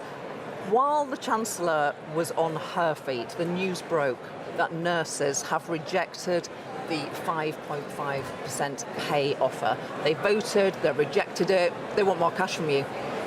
Well, look, we'll work with the nurses and their trade union representatives to get through this, because I think what nurses need to know is that, after so long of not having a government who's going to work with them to try and make sure that they get recognised for their work and to make sure they have a partner in government, I think that's different now because they know they have a government who wants to work with them to make this work. That sounds to me like you could give them some more cash. Well, no, look, we're going to work with the nurses and their trade unions to get through this, but I think what's really important is that we recognise that the nurses have had a tough few years, as have many people in the NHS. We also recognise that we need to work with them to get through this, and that's what I'm sure my colleagues at the Secretary of State for Health will be doing.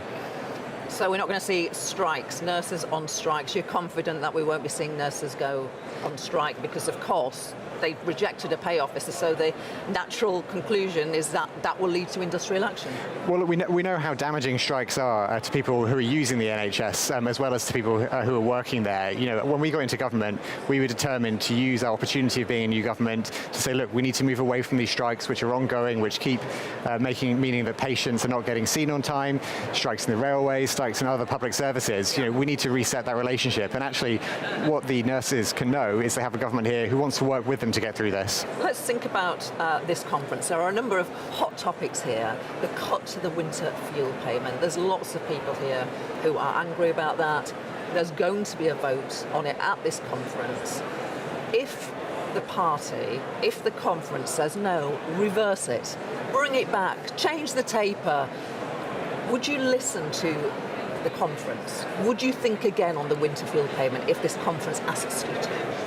Well, look, in the Treasury and in government, we've thought about it very carefully, the proposals to target the winter fuel payment at people who are in receipt of pension credit. And it's a difficult decision, it's a tough choice, but we believe it's the right choice to make given the dire fiscal inheritance that we had after the election. We have to take some difficult decisions now. And let me be clear that going into the budget on October the 30th, we're going to have many more difficult decisions when it comes to welfare, taxation and spending, because what's absolutely crucial is to get stability back in the nation's finances and the economy, because that's how we get the economy growing and make people better off. You mentioned benefits there in the budget. So is that getting people back to work? Is that a big priority for you? People who are currently not working, may be entitled to some benefits. Are they in your sights in this budget to come on the 30th of October? Well, look, the Chancellor will set out everything in the budget on October the 30th. If I start revealing stuff now, then I don't think I'll have my job for much longer. But I think it's clear from what Rachel said, and I know what's the priority for the Chancellor in that making sure that people who can work do work. Is a very important part of our approach. But I think there's no getting away from the fact that although there will be some difficult decisions when it comes to, as you said, welfare, also spending and taxation at the budget, the reason why we're taking those difficult decisions is because that's how we can steady the economy and make sure we can grow the economy in the future. That's the prize. Getting the economy growing is how we make people better off, and we have to keep our eyes on that prize. All of you guys say it's much worse than we thought it was going to be. We didn't expect to have to do this. But, when Rachel Reeves first talked about this £22 billion black hole, of course, lots of that, by the way, is because you've given quite some big pay deals out, so you're responsible for some of that. But I just wanted to say at the time, the Institute for Fiscal Studies, that's a very respected think tank. You will have quoted them many times when you were in opposition. But they said, I think there were some things that were hidden from view, but the overall picture over the next 4 or 5 years is very, very similar to what we knew before the election. So, they're basically saying you're over-egging this. Well, no, let me take that head on, because I think what we did know going into the election, what everyone in the country knew, is that difficult years lie ahead in terms of the fiscal situation. Yeah. What we didn't know, and what in fact the Office of Budget Responsibility confirms they didn't know either, was the in-year spending pressures. That's where the £22 billion comes from. So it's not like pressures which are going to happen next year or the year after or in the years ahead. It's money being spent this year, which the previous government had not accounted for. You know, within that 22 billion, £6 billion of that is overspending on accommodation costs for asylum seekers. You know, so there is a huge amount of overspending which is within that 22 billion, which the Conservatives hid from view ahead of the election. I am older than you. I was here in 1997 celebrating the election of that Labour government. The theme was upbeat. It was all about things can only get better. Do you know the vibe I'm getting here? Things can only get worse. Really? Is that the message? People voted for change. They want a bit of hope. It all feels miserablest. Well, I think the message that the Chancellor, Rachel Reeves, gave today was that there is a big prize ahead. The prize is making people better off. The prize is getting the economy growing. The prize is getting wealth to be created across the country. How long do we have to wait for the good times? Because the times feel pretty tough right now. And they are tough right now. They're tough for people right across the country. And it would be wrong of us as a government to come in and pretend that everything is fine and say everything's fine now and it's going to get even better. What we know is that we've inherited a really difficult situation, which is why we're having to take difficult, tough choices right now. But the point that Rachel Reeves, Shadow Chancellor, sorry, got to get out of the habit. Rachel Reeves, the Chancellor, was saying today is that there's a reason why we're taking those tough decisions. And the reason why is to get the public finances on a firm footing, to get stability back in the economy, and that's how we get the economy growing, which makes people better off. We'll see if the voters buy it. Thank you very much indeed, Exchequer Secretary to the Treasury, James Murray. Thank you. Back to you, Emily, for now. Thank you very much indeed. Gloria De Piero there with James Murray, who is the Exchequer Secretary to the Treasury. Well, this is Good Afternoon Britain. We're on GB News. Please do keep your views coming in on Rachel Reeves' speech and all the reaction we've been getting from people at Liverpool. But we're also going to be heading to an affected area with these flood warnings in place across parts of the UK. We're going to be live, actually, in a house that is currently filled with water and speaking to residents after this. Stay with us. This is GB News, Britain's news channel. More than half of people aged 50 and over feel happier from having a friendship, and 46% feel a sense of belonging too. Tomorrow is the start of Friendship Month. The Oddfellows, a non-profit friendly society that provides older adults with opportunities to create new friendships, is now inviting more people this September to join their local groups and expand their friendship circles through giving a taster activity at local community centres. We're joined now by Jane Nelson, who's the CEO of Oddfellows. Good morning, Jane. Thanks for joining us. As someone in my mid-30s, I've even noticed as well that my own friendship group has diminished over the years as kind of, you know, people get married and have kids and they kind of drift apart and don't make time for each other. How important is it to have friends separate to your family? What benefit does that bring you? As you do get older, you do lose friends for a variety of reasons. Either you lose touch or they have an illness or they pass away as you get older. The stats show that people love spending time with their friends. It always takes somebody, doesn't it? Somebody's got to make that first step to send a text to say, do you fancy meeting up for coffee or do you fancy going to the pub or whatever the arrangement's going to be. But sometimes somebody always has to be make that first step and text or phone.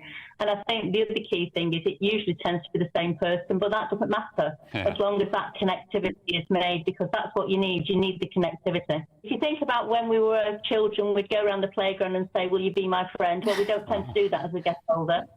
But be brave, look on Oddfellows website, see all the amazing events we've got on, go to see what's going on in your area, oddfellows.co.uk, or you can telephone 0800 028 1810, and our team will be more than happy to point them in the right direction of their local events, and there's so much going on, 300 going on. GB News, the People's Channel. The Britain I grew up was the most peaceful, gentle society that has ever existed. That has been destroyed. Opinion polls show immigration is the #1 concern to the British public. Are you proud to be British? Yeah, I'm ever so proud. My name is Stephen Edgington, and in this documentary, I want to find out how Britain became a nation of immigrants. Immigration, the truth, available at gbnews.com. Are the newspapers getting you down? My wife didn't divorce me that month. Struggling to separate the wheat from the chaff? I know that it's a bit of a circus at the best of times. Well, don't worry, Headliners has got you covered. We'll take the burden of reading the day's news, and if we get depressed, who cares? It's an occupational hazard, frankly. That's Headliners on GB News from 11 p.m. till midnight, and the following morning, 5 till 6 a.m. on GB News, the comedy channel. Nah, just kidding. Britain's news channel.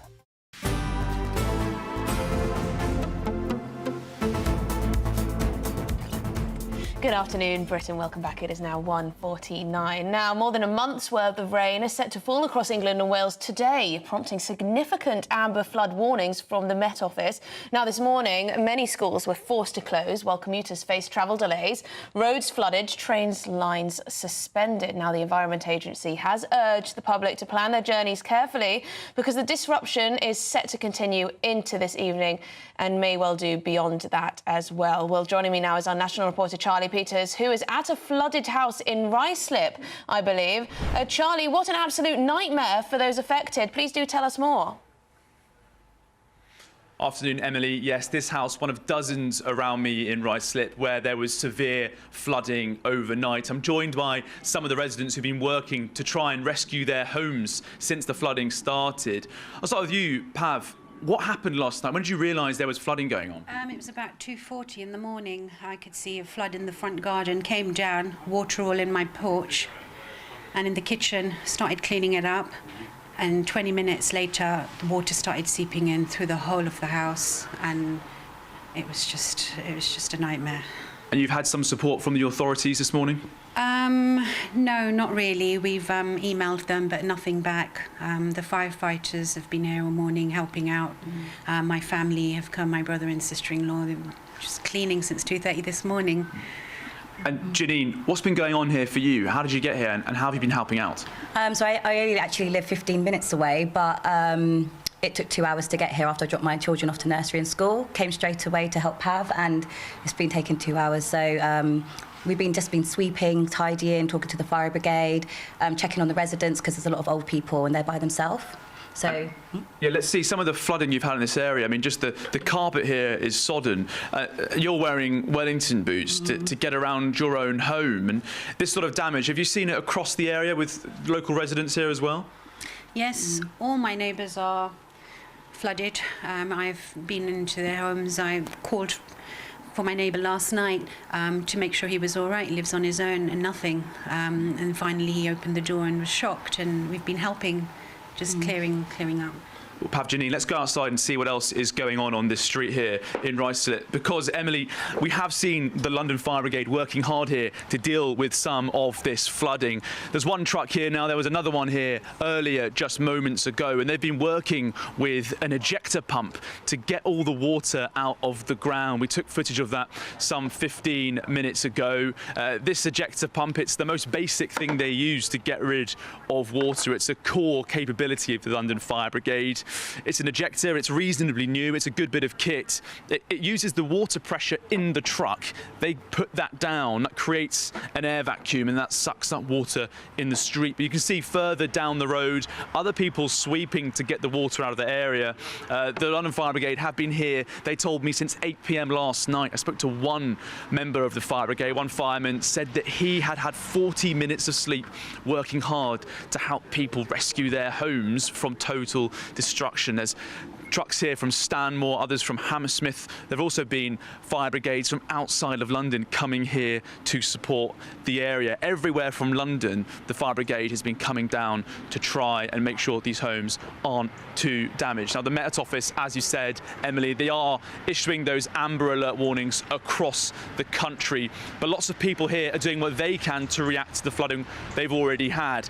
People are pushing into the drains in the street. They're coming out and trying to manually capture capture all the water in their gardens, in their homes with buckets, and then emptying it into the drains, pushing into them to make sure the water keeps flowing. Pav and Janine are just outside with me to the left. Ollie, if you can just pan the camera around. They've been using this equipment just to push water out of their homes to make sure their carpets aren't too destroyed. And this bucket's just to my right here, that's also being used. I saw a member of the fire brigade coming out earlier, picking up water from one gentleman's garden and then just pouring it into the drain on the right. So significant concern here as Ruislip. Many people fear they'll be homeless tonight after hundreds of millimetres of rainfall in one night. Peters, and please do send our best wishes to those residents there that you were just talking to. I hope that they can get that water out, get safe and dry very quickly. Thank you very much. Now, these are live pictures, actually, I've got here from Northamptonshire, where a car has actually been submerged and overturned in the floods. You can see just how dramatic those flooding scenes are. It seems that we are quite frequently affected by this type of flooding. We're going to bring you more pictures as and when we get them, but there you go, a car overturned in Northamptonshire there. Stick with us, we'll be back in a second. A brighter outlook with Box Solar, sponsors of weather on GB News. Time for your latest weather update from the Met Office here on GB News. Further heavy rain is likely to cause further problems today. We have an amber weather warning in place covering central and southern parts of England, in particular from this area of low pressure. It's been pretty slow moving, and the area of rain that's kind of associated with it just continuing to drop. Downpours through the day today. We have an amber warning covering parts of central and southern England, as I said, but a broader yellow warning. Details on that in a second. For Scotland and Northern Ireland, by and large, a fine day. A bit of patchy rain across the far north, but some bright or sunny spells here, and some brightness too across West Wales and the south east and East Anglia. Could see temperatures up to 20 Celsius, but it's in this central zone where we do have the weather warnings in place. We've already seen over 100 millimetres of rain in some locations, and 70, 80 millimetres of rain could again fall through today. More than that in some places. So again, some further flooding is likely. There's the broader yellow warning in place. Again, some disruption, a lot of spray, a lot of surface water on the roads, along with the risk of flooding. There's that rain across northern Scotland, but as you can see, much of Scotland and Northern Ireland will stay fine and dry through the day. Now, the rain will start to ease, but not until well into this evening. So further downpours to come. Further flooding is likely. Check out the Environment Agency actually for details of flood warnings, but the rain does at least ease as we go through the night, working its way across eastern counties before tending to fizzle as we go into tomorrow. Temperature-wise, mostly holding up in double digits. Tomorrow's a much drier day, certainly for England and Wales. Even some sunny spells likely to come through. Bit of a damp start across East Anglia and the southeast. We will see some more rain coming into the north of Scotland. It's quite a wet day across the Moray Firth. One or two scattered showers elsewhere, but many places having a dry day tomorrow. Quite a bit of cloud, but some bright or sunny spells, and temperatures mostly sticking in the mid-teens. Bye for now. That warm feeling inside from Boxed Boilers, sponsors of weather on GB News. Desning. Join me, Camilla Tominey, for a frank and honest discussion with those in power that cuts through the spin and gets to the heart of the issues shaping our nation. You haven't confirmed that you want to stand as leader, but you haven't ruled it out either. This report basically says that he's not fit to stand trial. Is he indecisive? Incompetent? I deliver the dose of reality Westminster needs. That's the Camilla Tominey Show at 9:30 every Sunday on GB News, the People's Channel, Britain's news channel. Hi there, I'm Michelle Dewberry, and I'm going to take a second to tell you all about my show, Dubes & Co. We start off with the issues of the day. We then bring in both sides of the arguments. We get rid of the disrespect, and then you throw me into the mix. And trust me, I'll tell it exactly how it is. And then, of course, the magic ingredient, you at home. We mix it all together, and what have we got? In my opinion, the best debate show in town. Monday to Friday, 6 till 7 on GB News, Britain's news channel. Are the newspapers getting you down? My wife didn't divorce me that month. Struggling to separate the wheat from the chaff? I know that it's a bit of a circus at the best of times. Well, don't worry, Headliners has got you covered. We'll take the burden of reading the day's news, and if we get depressed, who cares? It's an occupational hazard, frankly. That's Headliners on GB News from 11 p.m. till midnight, and the following morning, 5 till 6 a.m. on GB News, the comedy channel. Nah, just kidding. Britain's news channel. Welcome to State of the Nation, daily plunge into the stories shaping our country. I'm Jacob Rees-Mogg, and Monday to Thursday we bring you the insights, the facts, the truth about how our country is being governed. Because what happens in Downing Street matters down your street. Tune in to State of the Nation every Monday to Thursday, 8 to 9 o'clock. Only on GB News, the People's Channel, Britain's news channel.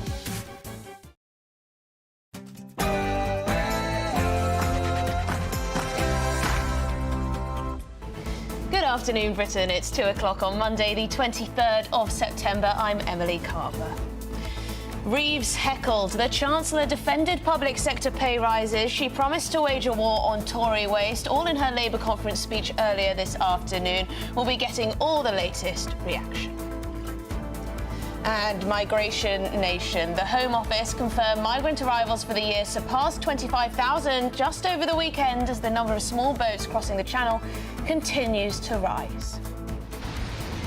And flood warnings across the UK. These are live shots you're seeing now. Fire services have rescued people trapped in cars, assisted people from their homes, and responded to flooding in underground stations, roadways and commercial properties. Live pictures here from Northamptonshire. There is a submerged car in the left-hand side of your screen.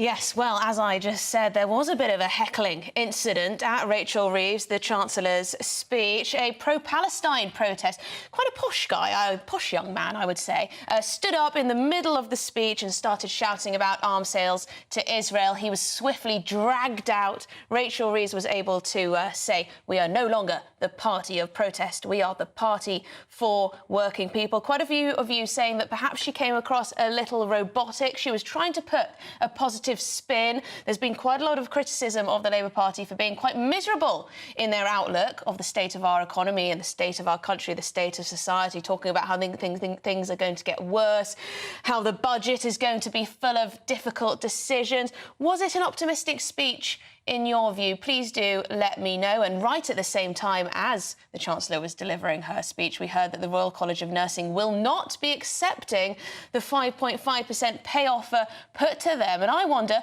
why should they? They've seen the train drivers be given 15%. They've seen junior doctors being given 22% or thereabouts. So is it hardly surprising that the nurses are now saying, you know what, we're not going to take your first offer. We'll hold out for something better. What should Wes Streeting and the rest of the Cabinet do about that? gbnews.com/your say is the way to get in touch. But let's get the headlines with Sam Francis.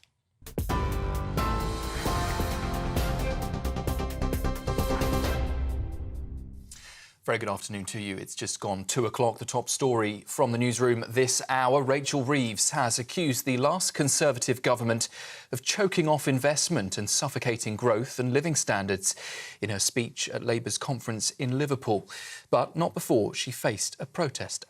We are still selling arms to Israel.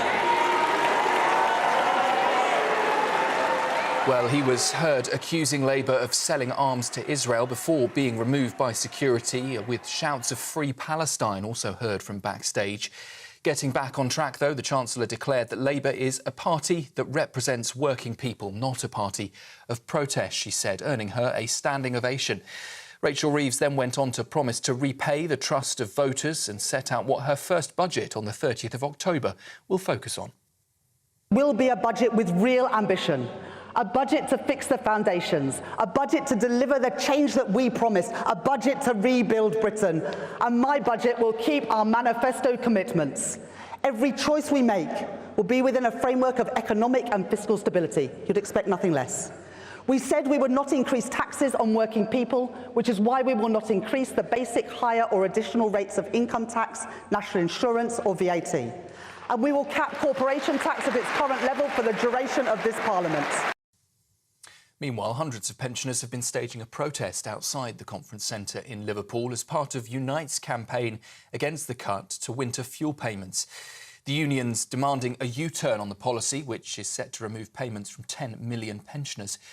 The union's Andy Green has called it an outrage, claiming the Labour leadership have attempted to take out the debate on the cuts at the conference. The government insists, though, the move is necessary to fix a £22 billion budget shortfall. However, Shadow Treasury Minister Gareth Davies told us this morning the Conservatives would not have taken away the support. What this is really all about, which is a political choice for the Labour government. They have chosen, on the one hand, to hand massive pay rises to the unions, while at the same time taking away support for pensioners ahead of winter. That is a political choice, as I say. That is not a choice that we would have made.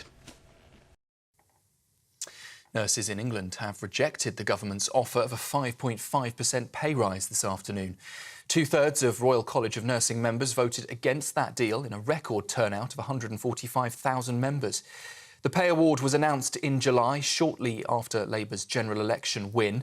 The RCN's General Secretary says nursing staff are determined to stand up for themselves, for their patients and the NHS, while pushing for reforms. The union's turnout in that vote exceeded previous ballots for industrial action, hinting at continued unrest within the health sector. Well, next, turning to the Middle East, where the death toll in Lebanon is continuing to rise. 180 people are now known to have been killed and more than 727 left wounded in the most widespread wave of Israeli airstrikes against Hezbollah in the last 12 months. Residents in southern Lebanon reported receiving calls this morning telling them to evacuate, with warnings also broadcast across Lebanese media. Israel claims all the targets and homes that they have attacked were, they say, storing Hezbollah weapons. Israel's now believed to be considering a ground incursion, with a spokesperson saying they will do whatever it takes to protect Israel from further attacks. Meanwhile, Hezbollah has vowed to continue fighting until a ceasefire in Gaza is reached. Here, almost half the total number of migrants who've crossed the English Channel so far this year have arrived in just the 11 weeks since Labour came to power.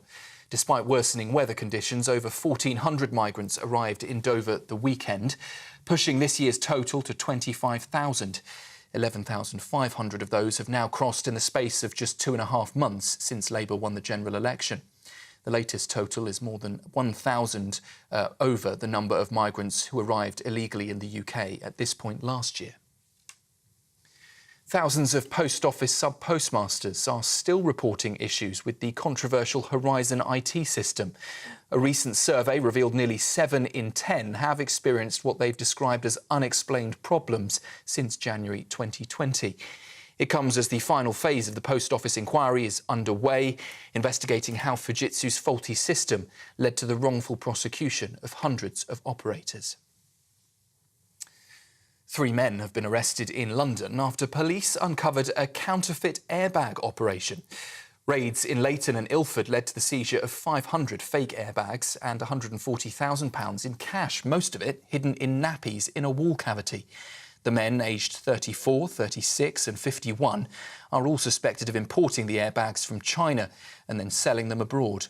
Detectives warn the fake airbags can pose a serious safety risk. The operation followed a tip-off from US Homeland Security after fatal incidents involving substandard airbags in America. And parts of the UK are underwater this afternoon after more than a month's worth of rainfall has fallen in just 24 hours. Flood warnings have been issued for areas across Northamptonshire, Bedfordshire and in London, causing widespread travel disruption, some school closures and damage to property. London fire brigades responded to hundreds of calls, rescuing people from homes and cars, with transport, including the tube, being severely impacted. An amber rain warning is still in place, with some areas expecting up to 120 millimetres of rain today and more rain expected throughout the rest of this week. Those are the latest GB News headlines for now. I'll be back with you for one last update at 2:30. For the very latest GB News direct to your smartphone, sign up to News Alerts by scanning the QR code or go to gbnews.com/alerts.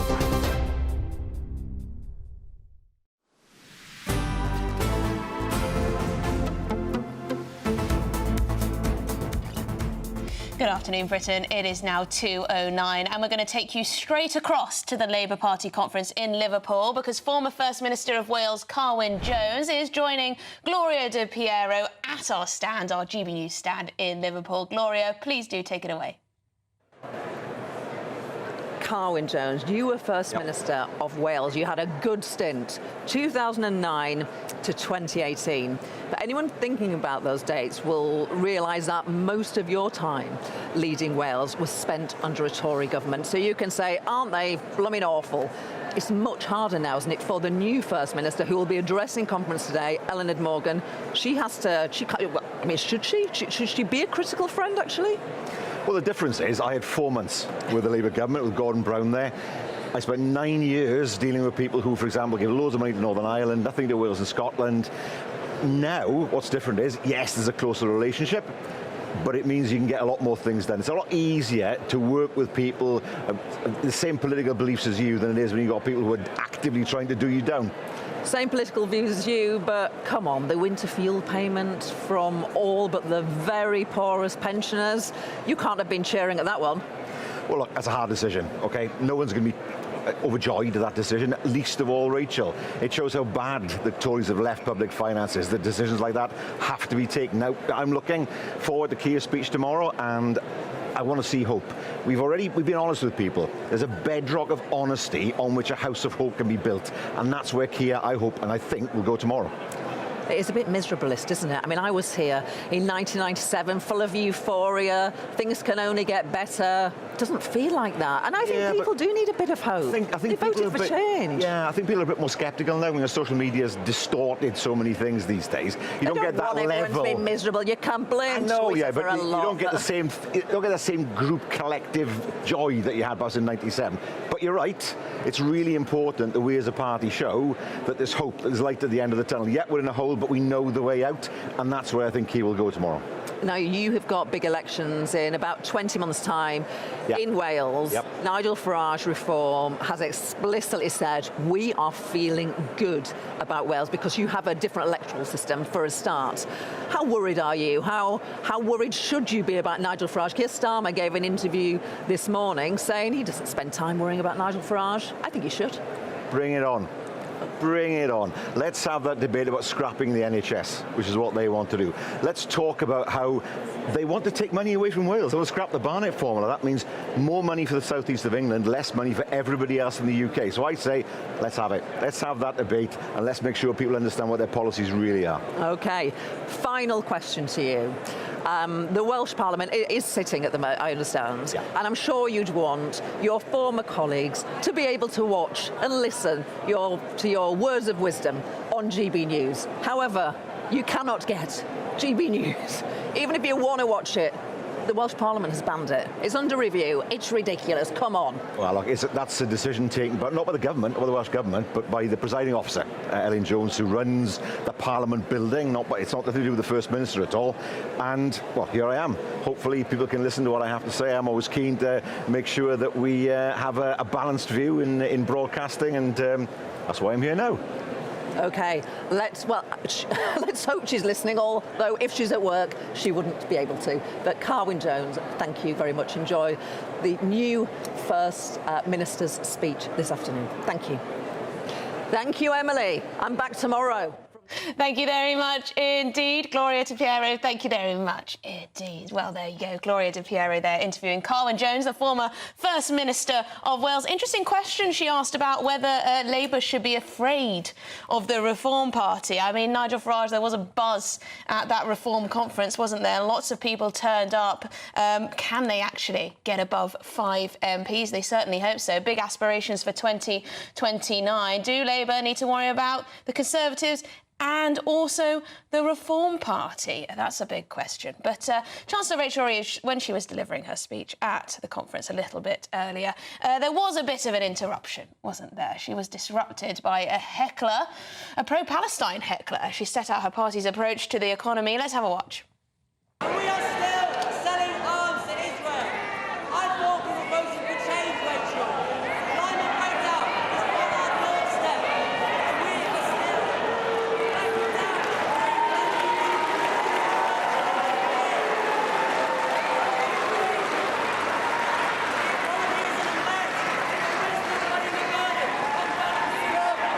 This is a changed Labour Party, a Labour Party that represents working people, not a party of protest. Well, there you go. Rachel Reeves heckled on the issue of Israel and arms sales to Israel, the Middle East. He was swiftly taken out of the conference hall, as you saw there. Rachel Reeves saying, we're not the party of protest, we're the party of working people. But things kicked off a little bit earlier in the day, at a quieter time in the conference hall, when they were just talking about the scheduling for the day ahead, you know, which sessions they pick, which questions are going to go to the vote, who's going to be speaking when. Now, Lynn Morris, who chairs the Conference Arrangements Committee, now this is presumably the committee that sorts out all of this very tricky scheduling, she was also heckled and booed by some delegates. Let's have a listen.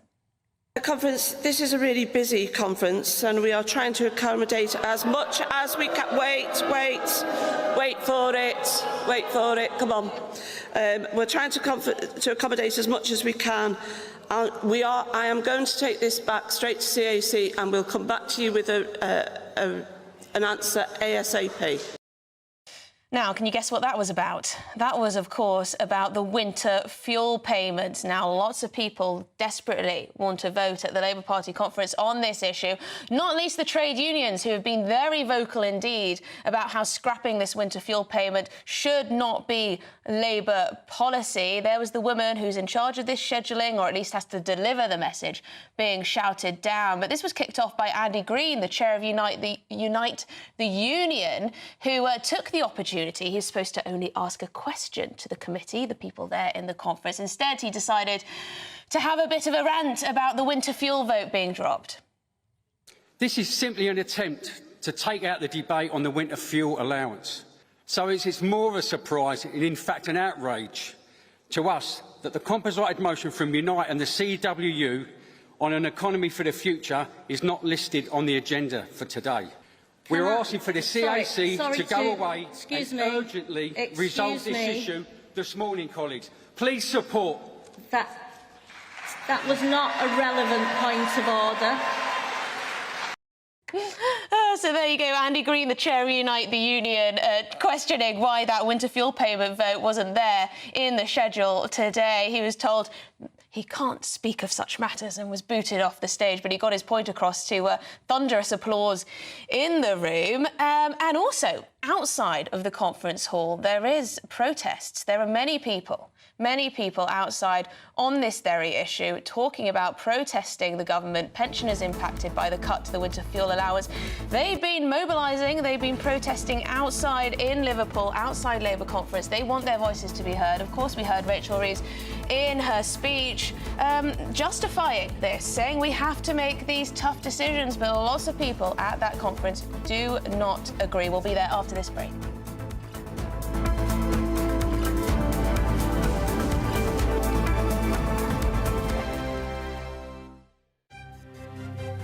GB News Breakfast, every day from 6 a.m.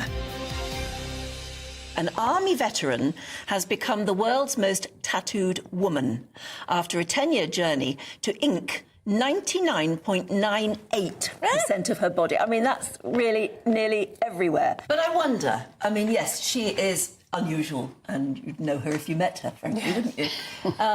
But are tattoos acceptable they're becoming more and more acceptable just amongst all of us, aren't they? But what about in the workplace? 99.98% of her body tattooed. Do you think this would affect the way that she is received at work? do affect, it would, how she is seen at work, just purely because tattoos are still so stigmatised in the workplace. In today's rapidly evolving society, the traditional standards of what is socially acceptable are being redefined. Facial tattoos, full body tattoos, once stigmatised, are increasingly seen as a form of personal expression, and there shouldn't be a barrier to one's professional or social life. If you are going for a job, for instance, we make up 90% of our minds about somebody within the first 3 seconds. And I have written a book on body language, and the face is just so important. You need to have the smile, you need to be able to read the facial expression, even when we're speaking.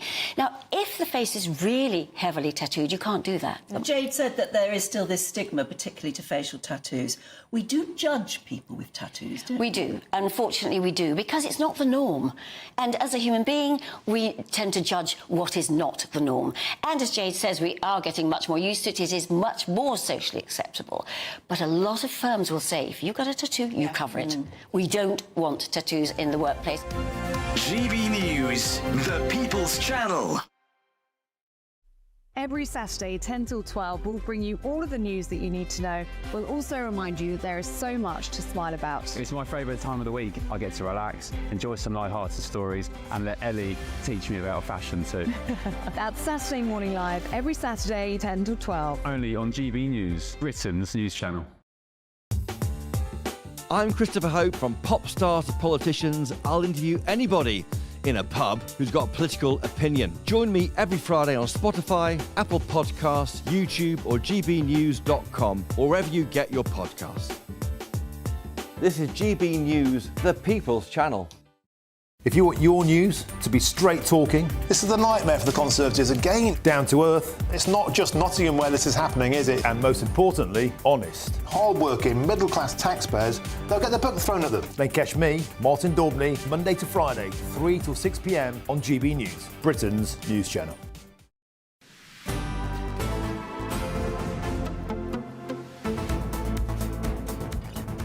Good afternoon, Britain. It is now 2:10. We are going to be crossing live to protests outside the Liverpool Conference Hall at the Labour Party conference, this over the winter fuel allowance. But today also is the day when the latest zombie knife ban comes into force. Now, over the last 4 weeks, the public have been given the opportunity to hand in their weapons at police stations. GB News West Midlands reporter Jack Carson, he went to see some of the knives being recovered in Birmingham.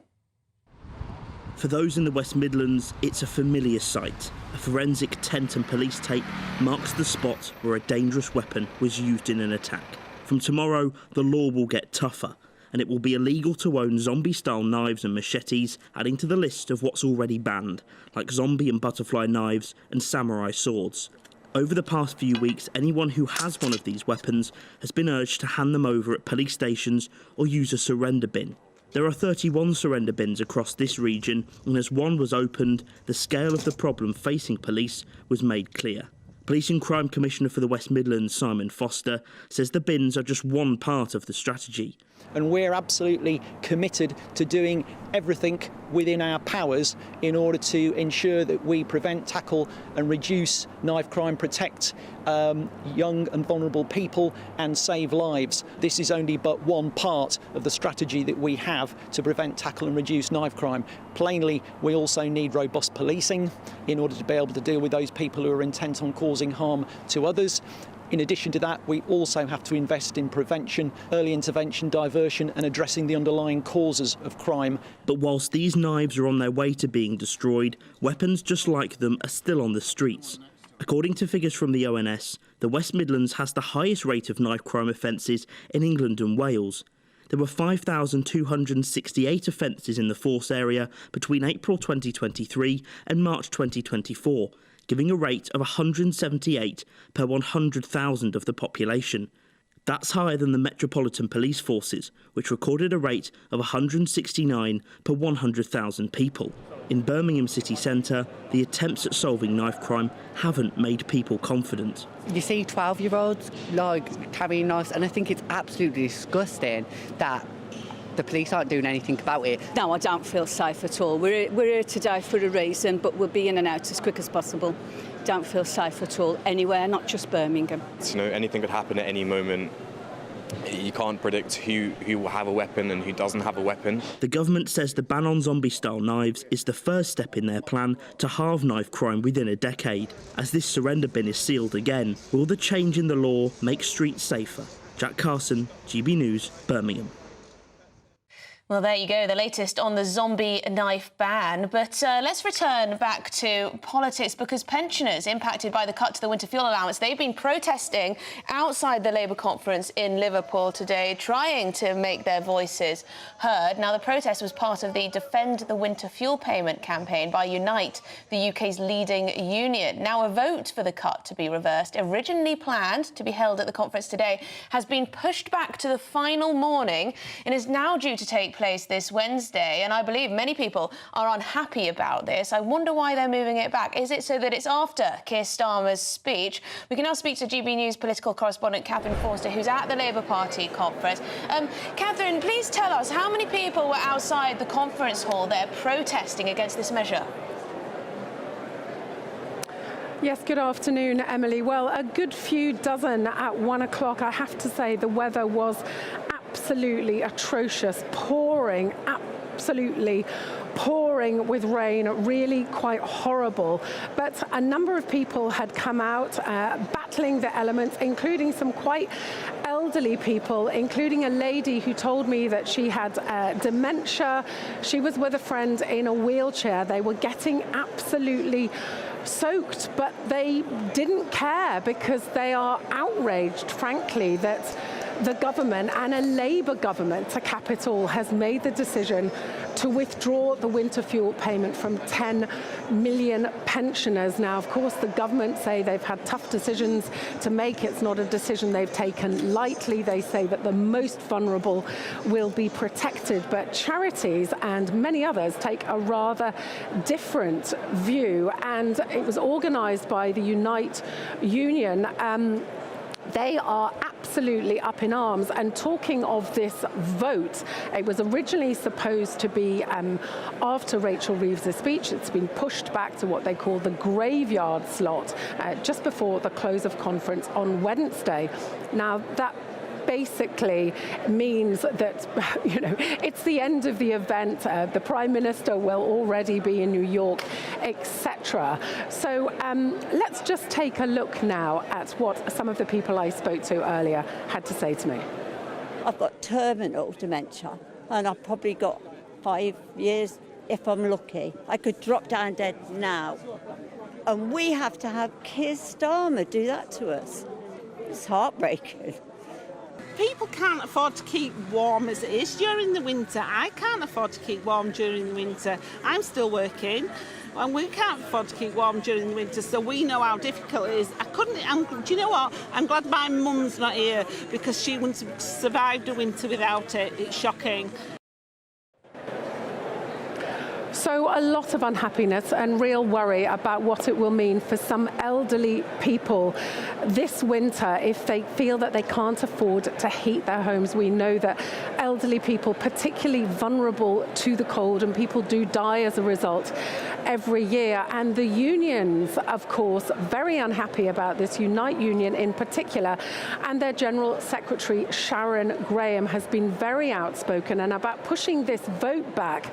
She said that Labour leaders have tried to silence the voice of pensioners, workers and communities, and that they've made blatant manoeuvres to block debate over winter fuel cuts.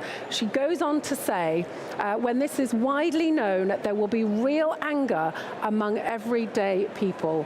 Real anger. So the unions, of course, normally broadly supportive of the Labour Party, but massive splits emerging already. Yes, very interesting indeed. And of course, Rachel Reeves, during her speech, she very much doubled down. She justified this. She said this financial black hole, she has to make the difficult decisions to stabilise the economy. But the trade unions are very much turning on her, particularly, as you say, Unite the Union. Thank you very much indeed, Catherine Forster, our political correspondent there at the Labour Party conference. Stick with us. We've got a huge amount coming up. But the Home Office has confirmed that 25,000 small boat migrants have crossed the Channel so far this year. Half of them in the 11 weeks since Labour took power. Now, this weekend alone, more than 1,400 small boat migrants arrived in Dover, a huge number. And to discuss this, I am joined by GB News Home and Security Editor Mark White to talk us through the figures. A huge weekend in the Channel. Yes, and it continued into this morning as well. Really surprising, given the weather conditions that we're experiencing across the country. They're also being felt in the English Channel with very significant winds, storms, rain, but still the migrants were coming across. Just 2 boats today, but over the weekend, as you said there, Emily, more than 1,400 arrived, and that took us to that grim milestone figure of 25,000 who've arrived across the Channel so far this year. And we really only have about another 4,000 to go until we surpass the total for the entire year last year. And of course, we've still got 3 and a bit months of this year still to run. So we're likely, I think, certainly to surpass that total if things continue the way they are, because what's happening, Emily, is that people smugglers, far from being deterred by Sir Keir Starmer and his pledge to smash the gangs, they're taking more and more risks and pushing these boats out in increasingly difficult and treacherous weather conditions. And that's why we've seen this year already some 47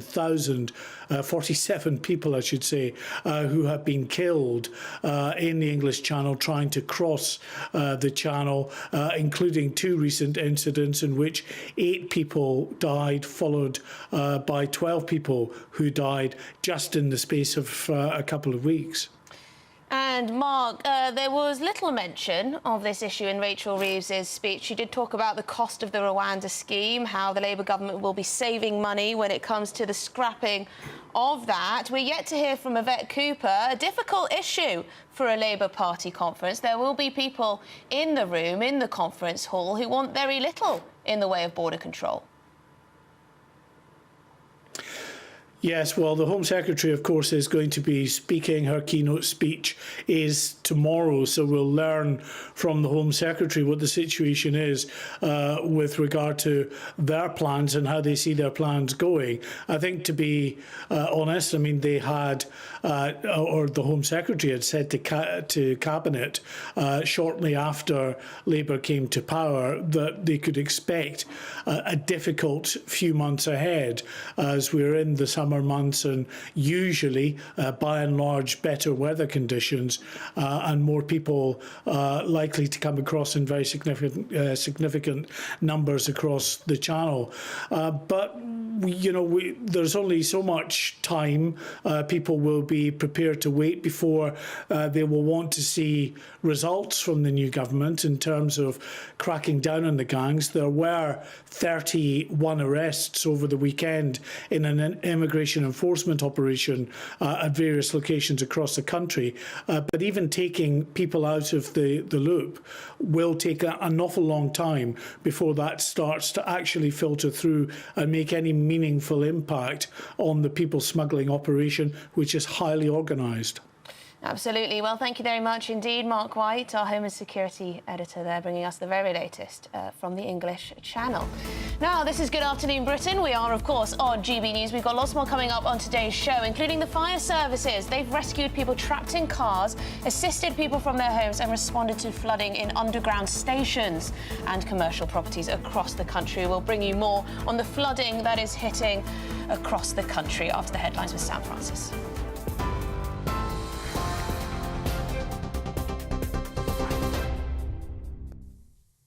2:32, the top stories from the newsroom this hour. Rachel Reeves has accused the last Conservative government of choking off investment and suffocating growth and living standards in her speech at Labour's conference in Liverpool, but not before she faced a protester. We are still selling arms to Israel. Well, he accused Labour of selling arms to Israel before being removed by security with shouts of Free Palestine heard from backstage. Getting back on track, the Chancellor declared that Labour is a party that represents working people, not a party of protest, earning her a standing ovation. And she went on to promise to repay the trust of voters and to set out what her first budget on October the 30th will focus on. Will be a budget with real ambition. A budget to fix the foundations, a budget to deliver the change that we promised, a budget to rebuild Britain. And my budget will keep our manifesto commitments. Every choice we make will be within a framework of economic and fiscal stability. You'd expect nothing less. We said we would not increase taxes on working people, which is why we will not increase the basic, higher or additional rates of income tax, national insurance or VAT. And we will cap corporation tax at its current level for the duration of this Parliament. Nurses in England have rejected the government's offer of a 5.5% pay rise this afternoon. 2/3 of Royal College of Nursing members voted against the deal in a record turnout of 145,000. The pay award was announced in July, shortly after Labour's general election win. The RCN's General Secretary, though, says nursing staff are still determined to stand up for themselves, for their patients and for the NHS while pushing for reforms.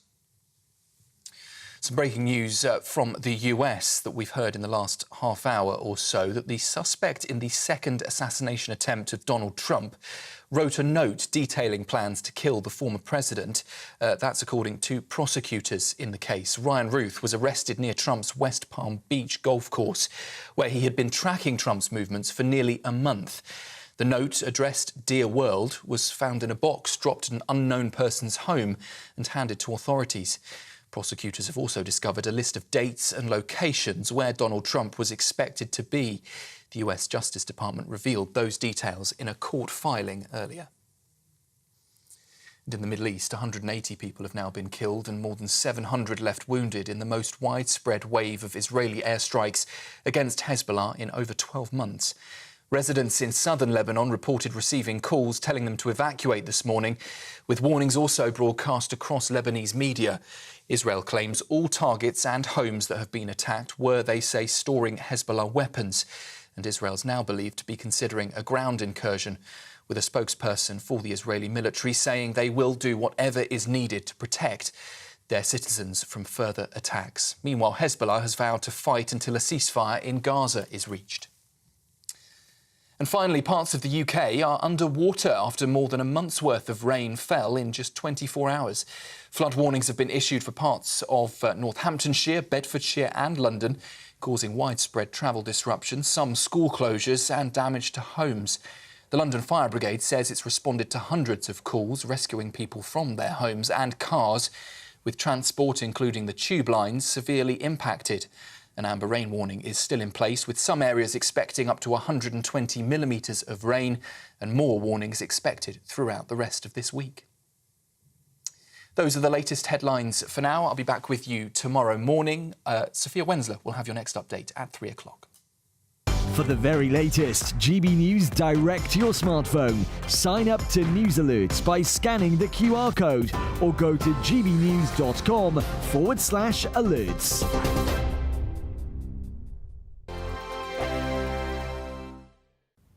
Time for your latest weather update from the Met Office here on GB News. Further heavy rain is likely to cause further problems today. We have an amber weather warning in place covering central and southern parts of England, in particular from this area of low pressure. It's been pretty slow moving, and the area of rain that's kind of associated with it just continuing to drop downpours through the day today. We have an amber warning covering parts of central and southern England, as I said, but a broader yellow warning. Details on that in a second. For Scotland and Northern Ireland, by and large, a fine day. A bit of patchy rain across the far north, but some bright or sunny spells here, and some brightness too across West Wales and the south east and East Anglia. Could see temperatures up to 20 Celsius, but it's in this central zone where we do have the weather warnings in place. We've already seen over 100 millimetres of rain in some locations, and 70, 80 millimetres of rain could again fall through today. More than that in some places. So again, some further flooding is likely. There's the broader yellow warning in place. Again, some disruption, a lot of spray, a lot of surface water on the roads, along with the risk of flooding. There's that rain across northern Scotland, but as you can see, much of Scotland and Northern Ireland will stay fine and dry through the day. Now, the rain will start to ease, but not until well into this evening. So further downpours to come. further flooding is likely. Check out the Environment Agency actually for details of flood warnings, but the rain does at least ease as we go through the night, working its way across eastern counties before tending to fizzle as we go into tomorrow. Temperature-wise, mostly holding up in double digits. Tomorrow's a much drier day, certainly for England and Wales, even some sunny spells likely to come through. Bit of a damp start across East Anglia and the southeast. We will see some more rain coming into the north of Scotland. It's quite a wet day across the Moray Firth. 1 or 2 scattered showers elsewhere, but many places having a dry day tomorrow. Quite a bit of cloud, but some bright or sunny spells, and temperatures mostly sticking in the mid-teens. Bye for now. The latest GB News travel. Good afternoon, hello again to you, I'm Jules Buckley. Still some congestion as you make your way north up the M6 this afternoon, Middlewich 18 up to the Knutsford services, so just before junction 19. The earlier breakdowns cleared, but it's still slow. There's flooding affecting many parts of England at the moment. In the West Midlands in Tividale, Sedley Road East is currently blocked by Clayton Street for that reason. And in Kempston in Bedfordshire, the A421 is shut between the Marshallese roundabout and the M1 at junction 13. That's flooding, it's closed both ways. East of Gloucester for the M5 both sides, northbound 2 lanes shut 12 up to 11A heavy, back to Stroud 13 for emergency repairs, and the northbound side of the Blackwall Tunnel in London is closed. There's flooding there as well, so big queues around Poplar on the approaches, queuing around Greenwich too. And that's the latest. You can stay up to date throughout the day by visiting our website gbnews.com.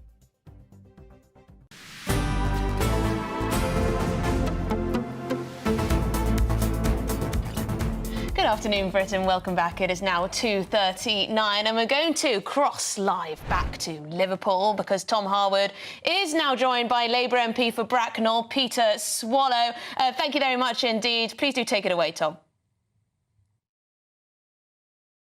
Thanks, Emily, and I'm delighted to be joined, as you said, by Peter Swallow. Peter, you won your seat.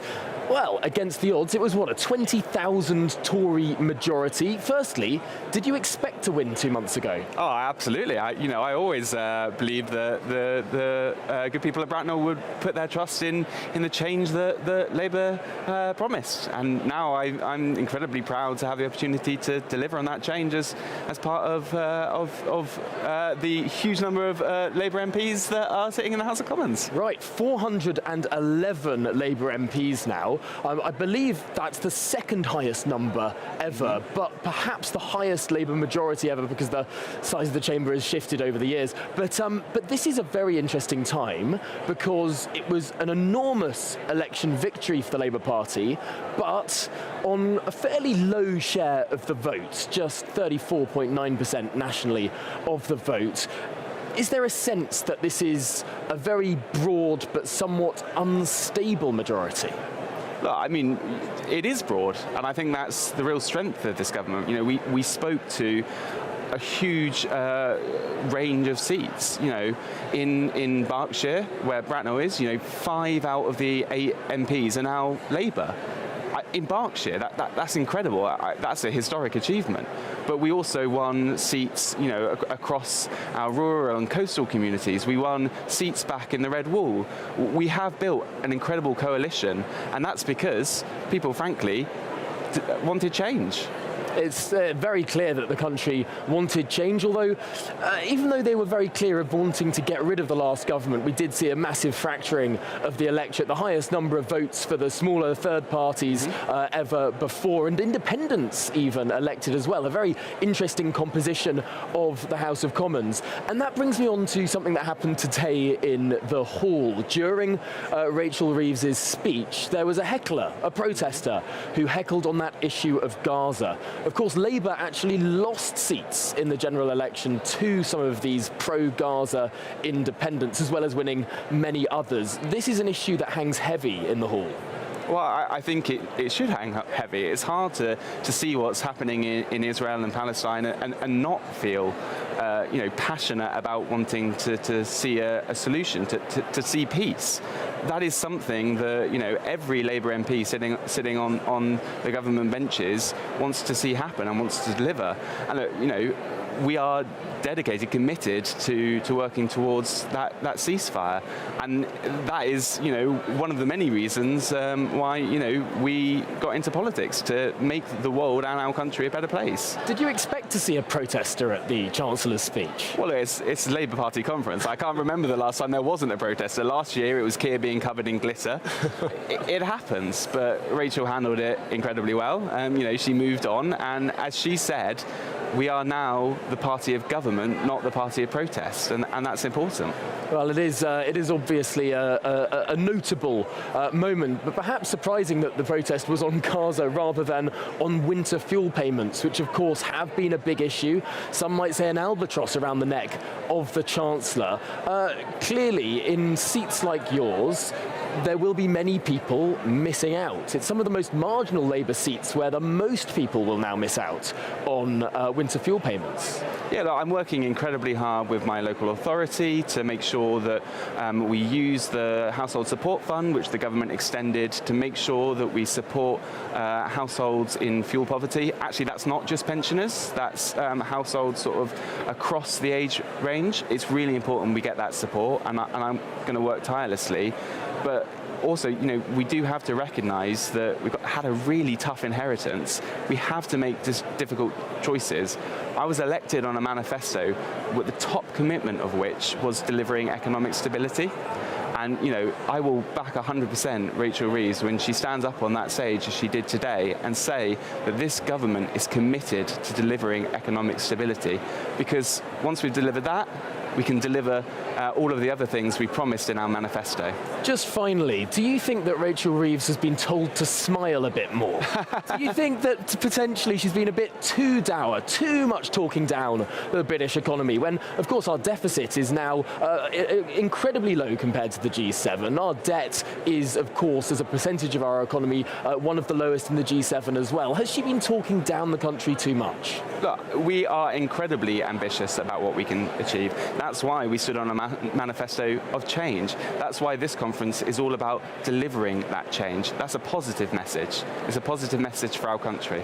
Well, Peter Swallow, Labour MP for Bracknell, newly elected 2 months ago. Thank you so much for joining us here on GB News. Back to you, Emily. Thank you very much indeed. Tom, I have a question for you. Of course, there's been a huge amount of talk about Donor-gate, Wardrobe-gate, all of these different allegations against government ministers for taking money from donors, particularly Lord Ali. Front page of the Daily Mail today, the exclusive from Andrew Pearce, our very own, and Jason Groves. This about Rayner hiring a £68,000 vanity photographer. Apparently she's the first minister or first deputy prime minister to do so. How's that going down in the conference hall? Yeah, it's strange, isn't it? Particularly because Angela Rayner criticised Boris Johnson for hiring a personal vanity photographer. There are tweets still online about this. So it does speak to what some might describe as hypocrisy that then she does the same. Of course, Liz Truss had a photographer as well, famously came with her on various trips overseas when she was International Trade Secretary. So cabinet ministers do have photographers. It's not that unusual. But what is the particular issue for Angela Rayner here is that she criticised other politicians who did it when she was in opposition. This is the balancing act that the Labour Party now has to have, because it's a lot harder to be in government than it is in opposition. In opposition, you're under a lesser degree of scrutiny than you are in government, and I think that the party is finding out these fairly uncomfortable lessons in its first few months in office. Yes, I just wonder whether the taxpayer thinks £68,000 is good value for money for a private photographer for her and her team. But there you go. Let them decide. Thank you very much indeed, Tom Almost Harwood. as much as a train driver earns. Well, yes, indeed. Thank you, Tom. You were with Peter Swallow, Labour MP for Bracknell, the newly elected Labour MP for Bracknell. Thank you very much indeed. Well, this is Good Afternoon Britain on GB News. We've got lots more coming up on today's show, including last orders for the pub. More than 50 boozers a month. We're losing more than 50 boozers a month in England and Wales, which is quite incredible, actually. 50 pubs closing down every single month. I'll be speaking to a pub owner next. Stay with us.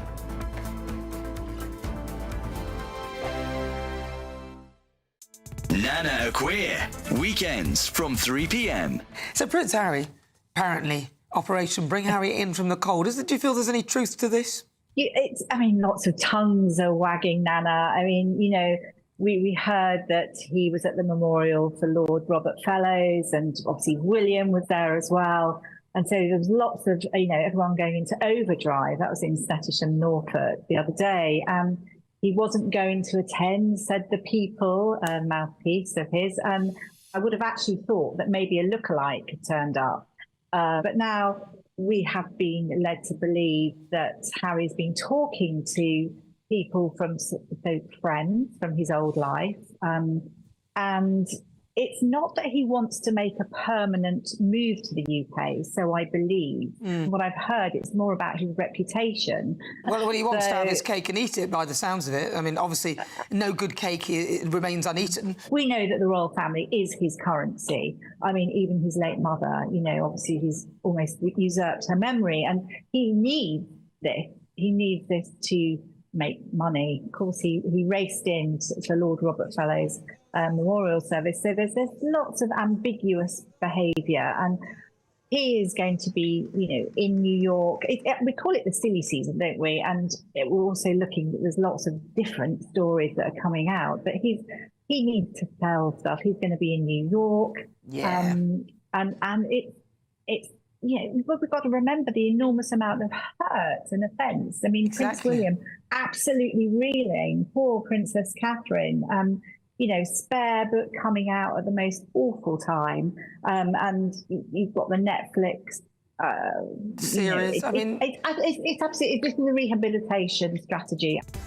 GB News, the People's Channel. Welcome to State of the Nation, daily plunge into the stories shaping our country. I'm Jacob Rees-Mogg, and Monday to Thursday we bring you the insights, the facts, the truth about how our country is being governed. Because what happens in Downing Street matters down your street. Tune in to State of the Nation every Monday to Thursday, 8 to 9 o'clock. Only on GB News, the People's Channel, Britain's news channel. Mark Dolan tonight is your weekend dose of news, debate and entertainment. This sounds like a wild conspiracy theory. Don't miss My Big Opinion. Mark Meets at My Take at 10. Democracy is a funny old thing. And we don't do boring, not on my watch. I just won't have it. Let's go and get another glass of that bubbly. You've earned it. That's Mark Dolan tonight, Saturday and Sunday, 9 to 11, only on GB News. The People's Channel, Britain's news channel.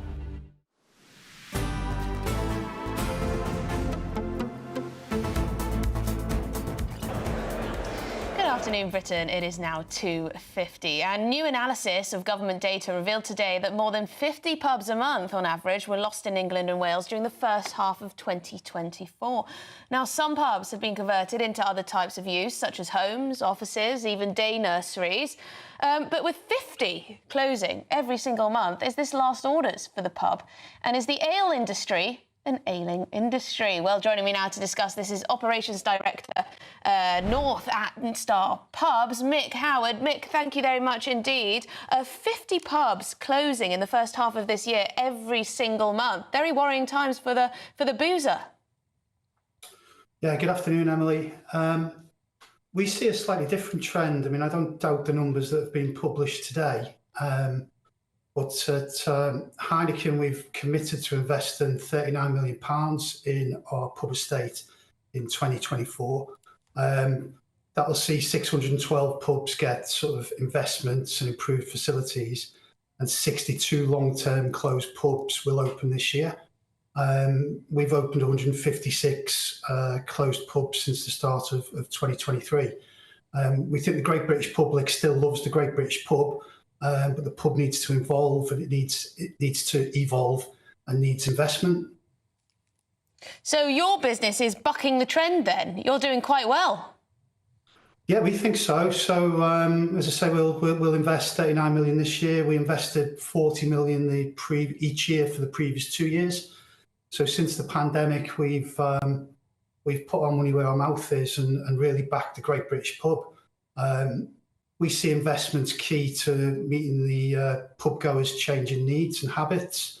We think people just don't want to. It's not just a boozer for people anymore. People are looking for a community hub.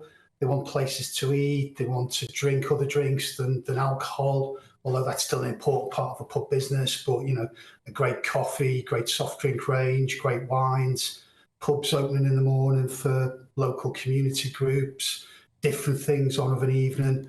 And we believe, and our numbers show us, that if we invest in the pubs, create those facilities, create those offers, then the public, you know, do want to go to the pub. Yeah, I mean, I know there are many increasing costs. There have been, particularly when it comes to energy and other important things. Yeah. And everything else that goes into running a pub. But I imagine there are some pubs that sadly just haven't kept up with the times. As you say, people want so much more when they go to a pub. They want a sit-down meal. They may want other types of entertainment. They don't just necessarily want to sit and have a drink as perhaps back in the day. But thank you very much indeed, Mick Howard, Director of North at Star Pubs. Really great to get your perspective on that news that 50 pubs have closed every single month, but perhaps some have opened. I mean, Mick said that his business is doing quite well, quite a lot of money and investment going into that. Well, thank you very much indeed for watching Good Afternoon Britain this afternoon. We had Tom Harwood in Liverpool bringing us the very latest and some top interviews from reaction to Rachel Reeves' big speech. We've got Martin Daubney up next. He'll be bringing you more coverage from Liverpool, as of course, and I'm sure he's got much more up his sleeve as well for you as well. So do stick with us. I'll see you back tomorrow, and we'll see Tom as well. Stick with us. A brighter outlook with Box Solar, sponsors of weather on GB News. Afternoon, thanks for joining me for this latest weather update from the Met Office here on GB News. We do still have an amber weather warning in force. Further heavy rain likely to continue to cause some flooding issues, particularly over central parts of England. There's a broader yellow Met Office weather warning in place covering much of England and parts of Wales. The rain just continues through parts of Oxfordshire down towards Bristol and Bath over the next few hours before slowly starting to ease overnight. Stays pretty damp across eastern parts of England and rain creeping into northern Scotland, but elsewhere many places becoming dry overnight, staying quite mild. Temperatures mostly in double digits. On to Tuesday, overall a much drier day. We are still going to have some rain early on over parts of East Anglia and the southeast, but that should be clearing away. A much drier day over parts of Hampshire and Wiltshire and the Midlands compared to today. A few showers developing tomorrow over northern England, Northern Ireland, and staying fairly wet across northern parts of Scotland tomorrow. Looks fairly soggy with a brisk northeasterly wind blowing along the Murray Firth. And a few heavy showers likely to push a little further south, perhaps into the Edinburgh area too. But as I